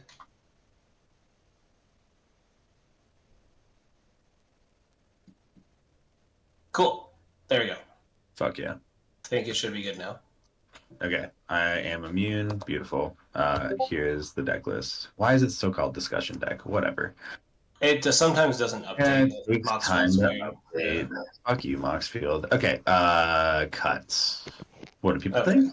Everything looks really powerful and good. Some I'm a big some fan. mana dorks. You guys I want think so. more mana ducks being cut? Yeah. I've liked 5. Right now we're on 1, 2, 3, 4, 5. Elite. You're good. Abolisher. Can be Yeah, Sure. I think fuck Abolisher. Where the fuck is it? There it is.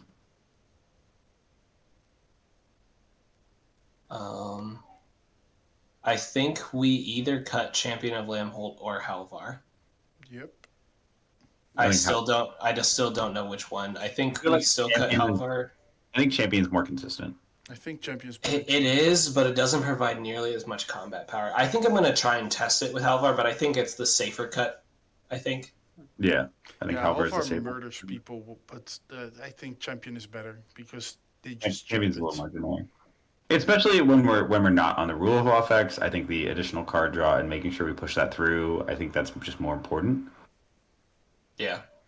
And like all the tutor effects, do we like both of these? I'm What a can huge fan of what can invasion not get? What's a human? This is a human. I don't care. This is a human. I don't care. This is a human. I do care. Granith. This is a human. I care. Talia. This is a human. This is a human. This is a human. The main thing is that it grabs Collector Roof, it can grab Yashar, and it can grab a Rule of Law, Yeah, and Kodama. as well as Kodama. This is a human. This is a human. This is a human. Yeah, we have a lot of humans. You're making a point, but like most of those humans, you don't even want to be. Oh, for sure. I think that there's a world I definitely want to grab Drain. Draenith, Let's be yeah. real. Draenith is huge, and Takali. You're gonna have 4 mana turn 1, turn 2 if you don't have Soaring. I'm sorry, Draenith does so much more than just stop commanders. Draenith also says, fuck your meme betrayal, fuck your breach line, like all that shit. Yeah, it's a good card. Which, Yeah, like, I agree, it's good. you know how fucking funny it is to court of calling in? Do you know how funny it is when someone meme betrayals and you court of calling in a Draenith? It's hilarious. You want to know what's also good is we have a card that we can tutor for with Invasion by Korea that stops breach. Soulless Jailer. Yes. Yeah, that's very nice. Yeah, 100%. I agree with all these things. Okay, so that was 3 creatures. Does everyone like all of these creatures? Do we want to look at other packages first? Did we decide to keep Rest in Peace? We did for now, yes. Okay. Right now it's there. I still think that we keep one or the other. I don't know if we cut I it. I don't also think we keep both don't- of them.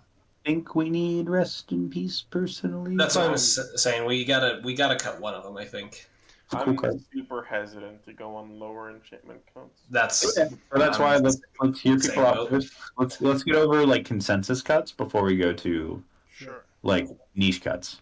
29 um, lands everyone's happy with.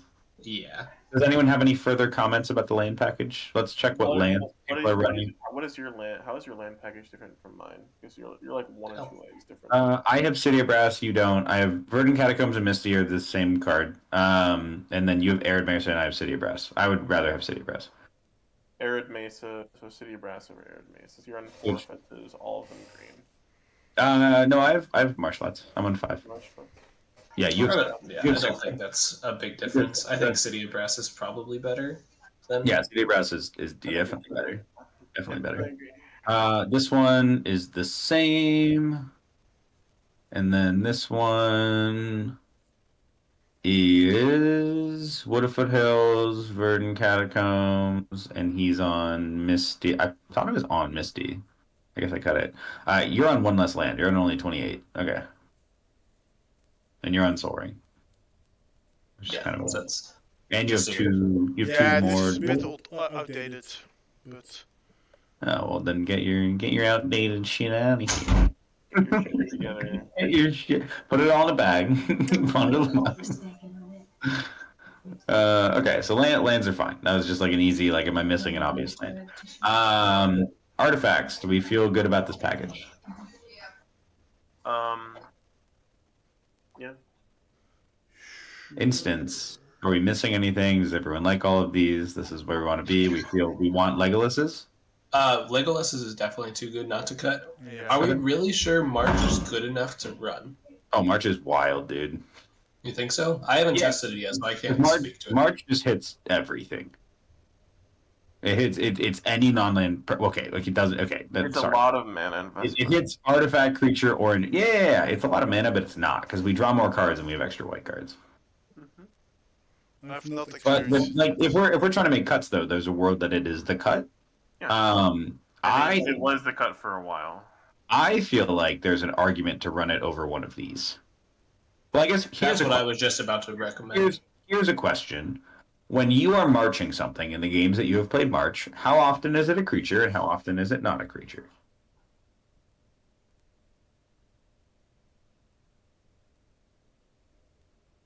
I've never ran it, so I can't speak to it. Yeah, I'm mainly talking to Dmage. Drannith. Okay, Drannith. This hits Drannith, but so do these. Yeah. So what are you hitting that's not a creature? Like, the things that I'm hitting that aren't creatures, there isn't really any individual stacks piece, I think, that shuts us off, besides something that makes us, like, not attack, obviously, I guess. Mm-hmm. Blood Moon is really the only one that hits us, and that doesn't give us that harm. We don't give a shit about Blood Moon at all. A turn 2 Blood Moon will hurt. If we're ever... So, Blood Moon is something that we can see ahead of time. It's not something we're going to get surprised by. Like, if we're going against any red deck, we're going to be... And, like, any mono red deck, any deck that's, like, a stacks deck that has red in it, we're going to be like, okay, well, instead of fetching Temple Garden, we just fetch a Plains. Right. I'm okay with cutting Path to Exile actually with the March in the package.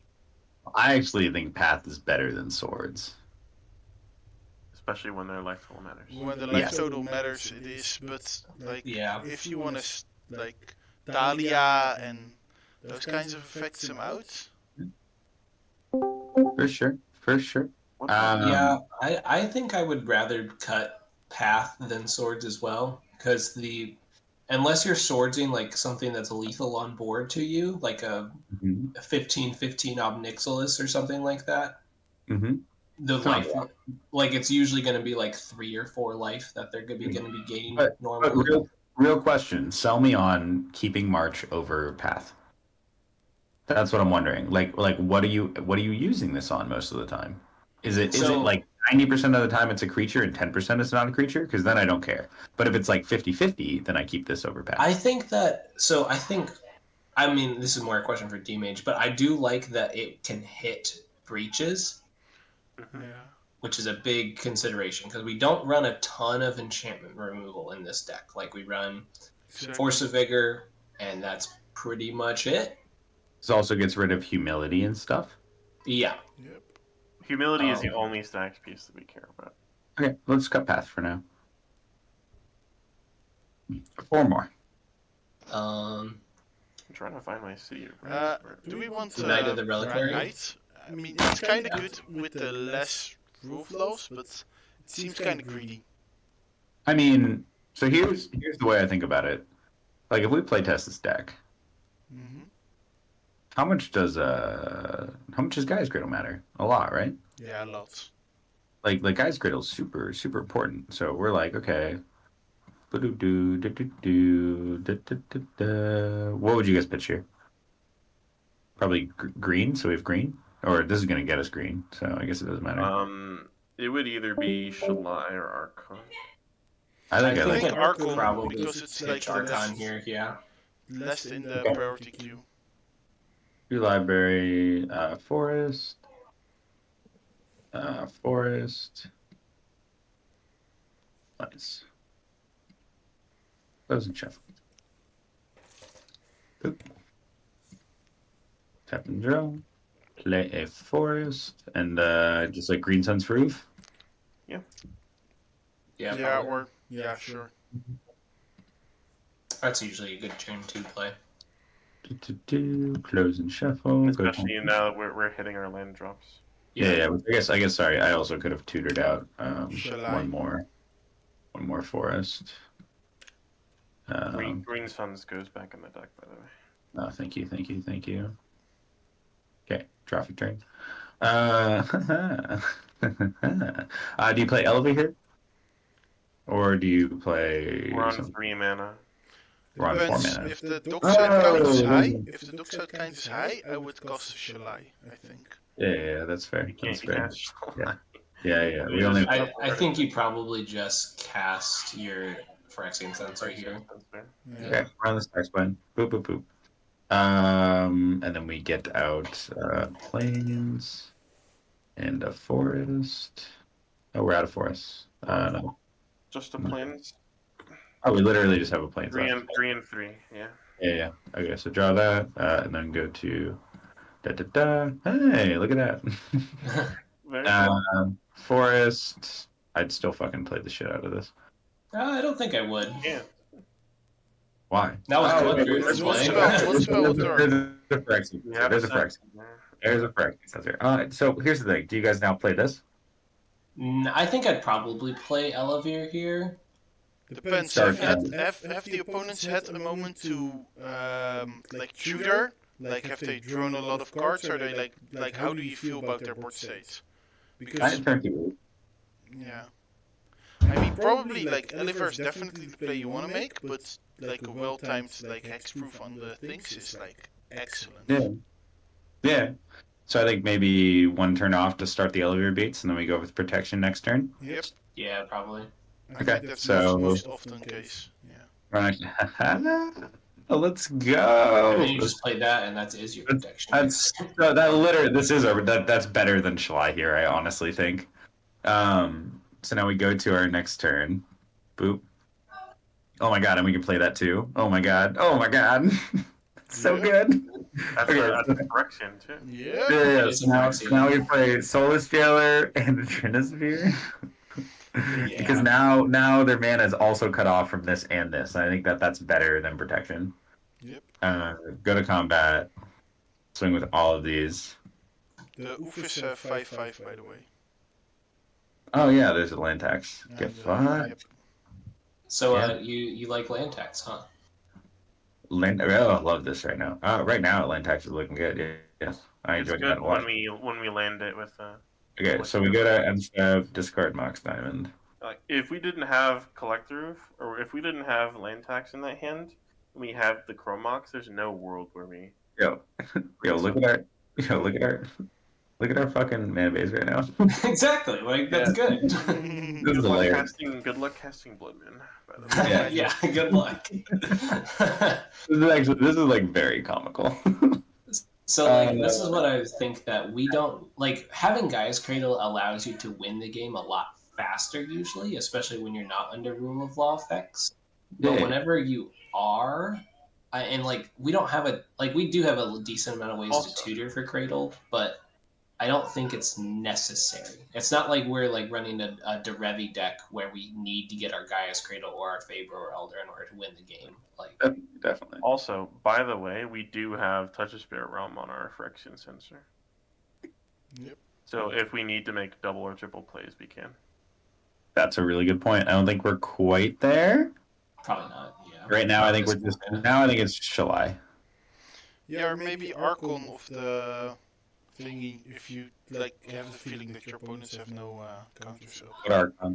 What Archon? The big Archon. Valor's Reach. Valor's Reach. Oh, we don't have the mana.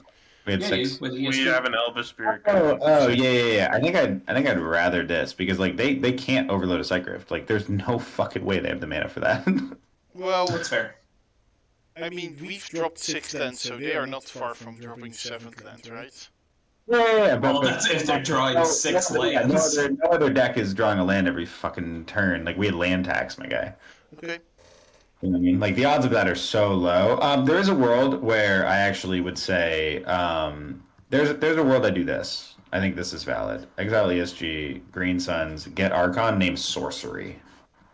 Oh. Against Interesting. To Toxic. Deluges and You know, Toxic and fuck Dams. their Deluge. Yeah, fuck that. Because Deluge is there's no way they cast an overloaded Psychic. That doesn't exist. Yeah. There's like no world. There's literally no world. So Why this- would you not just grab your Shine then? Yeah, That's- well, that's it doesn't stop Dam though. True. no one plays Dam.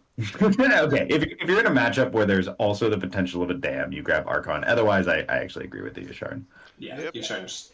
Yeah, I agree with that. And saving Archon for when you really want to stop the incense is amazing. Yeah. So we get Yasharn, and we say, "LOL, get absolutely fucked." This is fun. This is fun. Okay, we win this game. Let's try it again.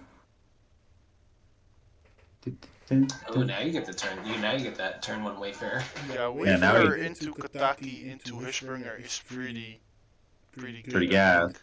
Pretty That's gas. very good. Yeah, I would Da, definitely. da, da, da, da, da, da, da, da, da, da. Do we even draw? No. We didn't draw. Okay. Da, da, da, da, da, da, da, da. I just play Gataki. No. Yeah, Maybe. play Gataki. I mean, you could. Yeah, I think you still play Kataki here, and then next turn you tutor. Yeah, because next turn you can Cradle and then Hushbringer. Yep. So now you say, "LOL, you played Artifacts turn 1. That's super funny." Oh, so good. So there you can do a weird play where you Worldly Tutor for Oof, and then search for Gaia's Cradle, and then play the Gaia's Cradle, and then Oof as well. That's. Yeah. I don't know if you need to do that with the Kataki out. If Yeah, someone like. Gataki. Yeah, there's a Gataki, so I don't care about that yet. It would have to be like a bunch of really good free mana Grab rocks. Soulless Jailer then instead. Yeah, but right now we just like have Hushbringer. We're just like, okay, I none of don't, you. I don't like playing Hushbringer early. If I can help it. I mean, I It's think you kind could of probably normal with your hold it up. commander and with endurance. I You feel have like obviously Worldly Tutor is more likely to be what we actually do there, but that just depends on context of the game, which we can't properly hypothesize. I mean, you could get a Dranith there. That's Oh, why no, I you couldn't screen. you can't cast Straneth off of the Soulless he's Jailer. either double green or colorless, like I said. So Soulless Jailer, and collect. I don't think Soulless Jailer is any better than No. Hushbringer in a vacuum right now, though. I think Collect the Roof is better in a vacuum. Yeah, but we have Katakis. Why would I use? Kataki doesn't stop. Yeah, it's not the Kataki same. doesn't stop. Doxine. And Hushbringer does stop Doxine, but you're being mana inefficient. I think that this is fine because like now we have the Worldly Tutor for next turn, and we can get like Yasharn. Sure. It's true. You know what I mean? Like that seems gas. Yep. Like now we go to our next turn and we Worldly Tutor on upkeep. Boop. Actually, we have 6 mana. Yeah, we have a ton of mana here. This is like insane. We have 7 mana. We're 3, 4, 5, 6. We have 6 mana. Like we literally we could play fucking Archon, my guy. Like we can do whatever Exactly. we want. We can do whatever the But fuck we want. Archon will get countered like pretty much whenever people can counter it. Yeah, because then they'll never be able to counter anything again. Exactly. So you draw all the counters from their Is there a hands. world- is there a world that we just like literally just play our stuff for a turn and we just play like Elisnor next turn? Yeah. You could. I think Plus our that's- commander I think and that's- then just Elisnorn. Yeah. Yeah, I think that's better. I actually think that's better. So like we draw a card for turn, we play Ancient Tomb, and then we can because also we can invoke Endurance to have an extra creature as well. Yep. Yeah. We can just give it Archon. So like now we just like, okay, 3-4 mana, Ellivere. Huzzah. Or we could just hardcast Endurance if someone has something in graveyard. Just be like, okay, get fucked. I You know what I think mean? my problem with Knight of the Reliquary is that it costs 3 mana to cast it, and you have to wait a full turn. Oh, I hear that. And you have to sacrifice a land. Yeah. No, I hear that. Like that's probably going to be a cut. We're just playing this right now because now I'm just trying to like hypothesize this because this works, and then we go to combat. Back. And, I don't know. Put it on this probably. Yeah. Draw Hushbringer card. with a roll token on it is goaded. Yeah, draw a card. Cool. So now we go to our next turn, and we say, "LOL, get fucked." Oh wait, actually, we don't have 2 white. Yeah, you do. You gotta. Oh, because Weathered Wayfarer. So we're fine, actually. Yeah. This is okay. So we worldly tutor on upkeep. Get Elishorn.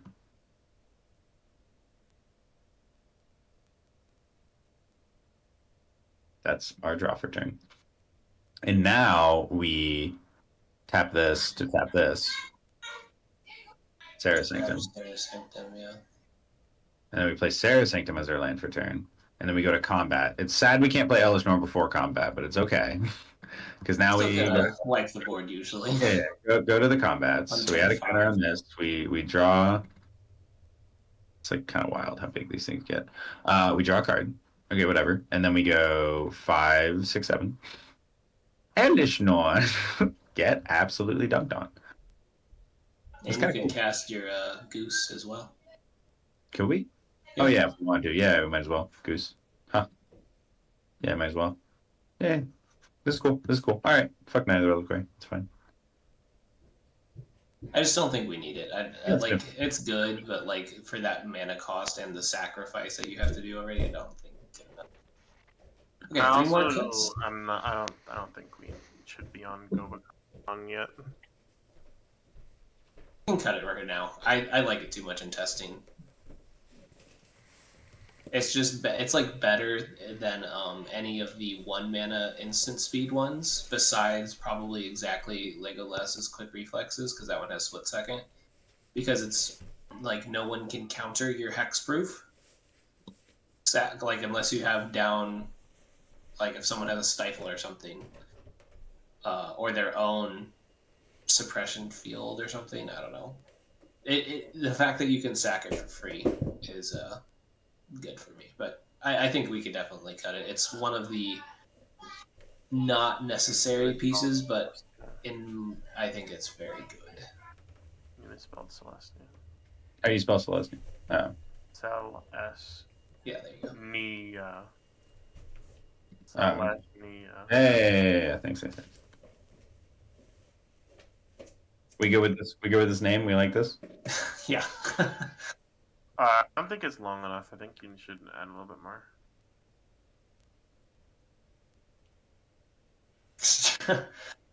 Extreme.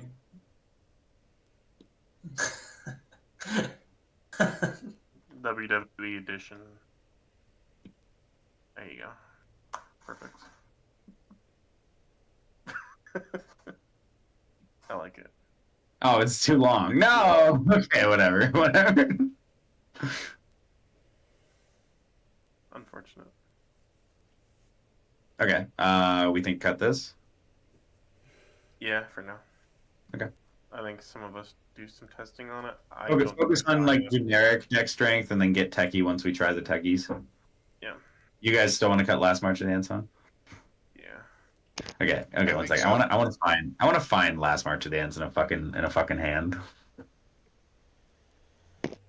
Like it's good, but only if you have Gaia's Cradle and you have to draw it naturally. Yeah. I just want to see a hand that has it in it. Or you know what? Let's play a regular game, and on like turn 4, we're just gonna draw it. Okay. Okay, sure. Let's just try that. Turn 1 Hushring Griff, turn 2 Oof. Is that what we're doing here? Probably. Oh no, turn 1 Hushring Griff, turn 2 Ellivere, turn 3 Oof. I think is what you do with this. Yeah, I agree. Yeah. Let them feel nice and safe with the dropping all their artifacts and then slam. Yeah. It sucks deploying the Hushwing Griff and then not having it. And ta-da. Turn 2. I like that though because we also get Esper Sentinel plus Oof now. Go to combat. No counter. Draw card. You don't get a counter because there's no ETB. That's true. Oh. You get a next turn. Just Yeah. Okay. Go to turn 3. Oh, so we would have drawn that land as the draw for turn. Okay, so now we play a land. Mhm. Play an Oof. Play an Esper. Give the Esper the roll token because we're greedy like that. What? Yeah, Give the roll token to the Esper because we're greedy like that. You'll probably get more draws off of it, to be honest, than the one Hushbringer hitting. Okay. Yeah, he's not wrong, because, like, We're someone's greedy not like that. We're Greedy. greedy like that. Do we fucking fire this off or no? Archon of Emeria would be nice. Yeah, just a nice rule of law effect after you get And all your instances. Sigarda wouldn't be bad either. I think Well, I would We'll have 4 mana next turn. That is true. Yeah, I might. Actually, I'm sorry. Before we Worldly Tutor, we draw 2 cards from Esper in the cycle. Now we Worldly Tutor. Yeah, that's right. Make the Swords to Plowshares your last March of the Ents. Sure. Yeah. That's good. What do we want here? Archon? Yeah, because we drew last one, yeah. So now we're like extra want to get the Archon. Yeah. Yeah, the Archon I think is Archon or Sigarda, but Archon is definitely a good target. Yeah, so now we See, get. you're still 2 turns away from firing off March, though. For sure. Well, that's because we have the Oof mana situation. We're way. Yeah, but that's what I'm saying. So let's see how this game plays out. No, even Like- if you didn't have the oof, you would Yeah, still... let's just see how the game plays out. Let's just see how it goes. And you would draw, I think, before you play the Archon. Do we not draw a card for I turn? don't think you play the Archon. Oh, sure. Yeah. I got you. Yeah. Draw 2 cards. There you go. Get Nice. dunked on. I guess we have. So now we attack this. Crop. Really hope your crop rot doesn't get the counter. If it does, we lose. It's fine. Yeah, whatever. We're never like. I don't think people are countering a crop rotation usually. So now we have 7 mana. So it's a next turn thing. So we just play out creatures right now, which sadly we only have 1. No, actually, we could just fucking Emiria if we were going into this. That's like a thing. I would never. No, but it's definitely. Yeah, it's definitely Archon. I'm not disagreeing with that. Archon, we pulled up March. Yeah. I think that if you were gonna run last March of the Ents, you could probably run Night of the Reliquary as well, because then you're a little bit more focused on getting Gaia's Cradle. Well, that was my thought process. It was like I think that this is crazy because like watch this now next turn. Here's my next thought turn will be process. insane. So now we untap on our next turn. We draw this, whatever. So now we go to combat. No, that's We awesome. swing with all of these. We obviously put this on this. What'd you say? That's awesome to draw that. That's Oh, like, also we would have drawn like 1 card from Esper in the cycle, maybe 2. So like that's our reality. We put a roll on this. Now it gets +3. This gets another 1. This gets another 1. We draw 3 more cards. And now we say, time to roll, motherfuckers.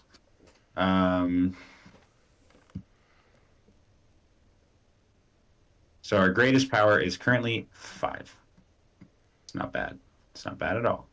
Do we have an enchantment we can get down first? Nope, but we have a rule of law, and we're saying very clearly this is 5 mana. You have a Sanctum Weaver that you could put down, but I don't need that. No, we have a rule of law. Oh, yeah. Never mind. 5, 6, 7, 8. Last March of the Ents, baby. Draw 5 cards. 1, 2, 3, 4, 5. Oh, uncounterable Sanctum Prelate. Let's go. Sanctum Prelate, Sanctum Weaver, Linvala, Knight of the Reliquary, Solitude, because why the fuck not? Like we put 3 stacks effects into play and a shitload of power on the board. and that was like not unnatural, and that was turn 5. And you're With putting a Weaver on 3 here, right? Sanctum what? Oh, you You're mean putting the Sanctum Weaver. On what number do What you do you put mean? it? For Toxic No, you mean- Deluge, that's the only way that we could still lose. honestly, I pick instant with this, and I pick 3 with this. Yeah, exactly. Yeah, makes sense. Yeah, Yeah. so that's Yeah. what If I'm you have saying. both of You them, pick 3 on yeah. that. Yeah, I pick 3 with this, and I pick instant with this. That is what I do there. And now, like, we win. But do you see here? Like last March of the Ends just said I win. Yeah, no, I don't think it's a like I said, it's a good card in testing. It just means you have to have a Guy's Cradle to cast it at an appropriate Yeah, time. and then you need a Knight of the Reliquary, because that just ups your chance of getting it. It kind of, and you also have to draw into the March of the Ends, which is like it's not a decent, That's it's fine. not an actual combo because you have Yeah, to draw it's into just, it. it's just a card that says I win. It's literally just a Yeah. card that says I win. Which Carpet Flowers, make a green. Finhorn Elfin. Go to 2. Would it be better there at that moment than Alvar? That's, I think, for me. that's the question. Yeah, That's the question. That's why I'm thinking. That's valid. I can see an argument for Halvar over it. I mean, the thing I like about it is, again, uncounterable, gets through rule of law, says I win. Yeah. Yeah, it's just you can't tutor for it. 100%. It costs 8 mana, so you have to have a Guy's Cradle or a Sarah Sanctum for it to work. And Which we're it's built a around. dead card early game. Halvar is a dead card early. But not as much, because you can get 4 mana on turn 3 and then cast a Halvar and start drawing cards. Yeah, for sure. Like 100% agree. Like I 100% agree. But I think especially with rule of laws, I'm more interested in, because here's the thing, like going back to our prior conversations, I am not a fan of the way rule of laws work against us. I understand the stop power. I understand we play through it better. I understand all these things. I stand by a rule of law generically on the battlefield without a quick enough beatdown plan. We lose those games. And we are a deck that successfully makes a lot of mana and draws a lot of cards. That's just what our deck does. It makes mana and it draws cards. The literal best 2 things to do in all of CDH. The best 2 things to do in all of CDH. But we are a deck that plays rule of law effects, which completely dunks on the whole point of making more mana and drawing more cards. Like, completely just takes away that aspect of our game 100%. Makes it fucking irrelevant. Our most powerful thing. And so I think having select few cards that allow us to win when we've put ourselves in those nombo situations, this card is wild. That makes sense. So what other things would we be cutting on the other 2 things? We have 2 more cuts. It's not so many. I think Aladomris is cuttable. I think Aladomris. Oof. I think tutoring for. I think we are a deck with select stacks effects, and we want the versatility to get them when we want them. Exactly. There's a world that I say. I guess Green Suns is so good for oof. I would say if you're... There's a lot of white cards we want, though. There's a lot of white cards we want. Like, all of the rule of laws are white. Sanctum Prelate. Elite? Spigarda, Yasharn, Champion of Lamhorn. Yeah, and Kadama. Yeah, it's still really Well, good. you should cut Rest in Peace because you hate it. So Honestly, I'm down to cut Rest in Peace. I don't think I want to cut it, but you. That feels so fucking bad. I mean, I think it makes sense with the Soulless Jailer that's be tutorable. I think one or the other. I don't think you run both. I don't think enchantment count is like... I mean, it's kinda nice to get some damage through, but I don't think it's so important. I think good sex pieces are the most important. Which again, I think like one of the things I'm really pushing to consider with this deck, because I'm imagining it for tournaments, right? Yeah, of course. And so whoever's got the noise can mute. Yeah, because I'm imagining this deck for tournaments. If I am playing this deck casually in a game where I don't give a fuck if the game is 3 hours long, I think I would actually play Rest in Peace over Last March of the Ends. I genuinely agree with that philosophy. But I think the fact that we are playing this deck into a format that says I have a 75-minute clock, I need to have a number of cards that just declare that I win the game. And I think this is a card that just declares that I win the game. Definitely. That's my opinion on it. And that's like I think specifically within the tournament meta is why I am so high on this. Exactly, and we don't have the 8 mana, the big green everything plus X plus Crater X. Hoof. Crater Yeah, Hoof Crater. anymore. Crater's cool. That used to do that kind of stuff, but we don't have that anymore. We were on Crater Hoof, we were on Triumph of the Hordes, we were on Overwhelming Stampede. Is Crater Hoof better than this? No, I don't think so with this amount of enter the battlefield shit down. No, not Yeah, that's true. Now that we're on Tecatli and stuff, I think this is like our finish the game spell. It's I just, it think just this does- is our replacement of Crater Hoof, and it's unfortunately untutorable. Overwhelming Stampede is untutorable, Triumph of the Hordes is untutorable, but they can be countered. They are, however, much easily more castable. Yes, this is though. I don't know. It just wins the game. I like things that just win the game. And that's the thing is like even Triumph of the Hordes doesn't always win the game. This feels like it's gonna always win the game. Do you guys want to cut Elite of Life's bounty? Yep. That's what I was kind of thinking. I don't love it because you're not running as much protection, and this deck kind of thrives on protecting things early game. Yeah, but it we're does have also- to sacrifice itself. So It stacks itself, but it also is an enchantment, which I like. yeah, I think that either the most cuttable creatures you have is probably All Sealed or Thalia, probably. But that's my 2 cents. I think. What's your thought, Dmage? I'm Or doing Soulless Jailer, but not you a can lot cut of thinking right now because it's 12:25. But Yeah, I need to go to sleep. Yeah, Okay. it's I half think past 6 in the Owl morning here. Seed. I think Owl Seed is cuttable. And that's 100. Yeah, so we're on Shalai, we're on Sigarda, we're on Sylvan Safekeeper, we're on Legolas's Quick Reflexes, we're on the enchantment, Greater Romancy. Greater Ornamency. 3D Sphere. I think that's everything. Yeah, I like this. Yep. This is Roots of Rebellion 2023 Selesnya Power Creep Winota Supercharged Stack Smash Surprise.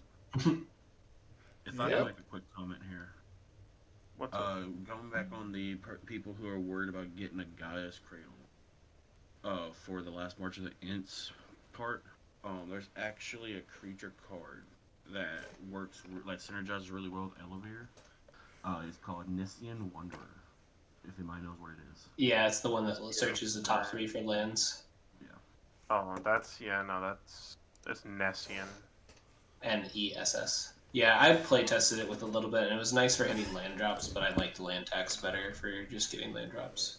Well, see, It was the nice thing- to The thing find with a great land level. tax is you have to be going to the least not first, and you have to have less mana, less lands on play than other people. With Nessian Wanderer, you don't have to worry about that. Because Yeah, but I just need land tax to go off once. Yeah. I've whiffed too many times off Nessian I tried it in my early builds, but I whiffed too many times off of it to... I find 2 mana too expensive for this effect. If it was 1 mana, If it was 1 mana, like... Then it would be very nice, I think. Let me... I dig the fuck out of this stuff. I think this is good. Curious how different am I from my build I came in with. 14 cards, baby. But honestly, this is way better. Bulk edit. So you finally got tired of playing. okay. I typed up a couple notes for you guys, but I'm not going to worry about making them pretty. I'm going to go to sleep. I'll see y'all later. You should do that. Are we still recording? I'm still Yeah, recording, who recorded this, you can stop the recording now. Sure. And then if you could put it on YouTube and then put it in the Discord would be great. Yep. That's fine.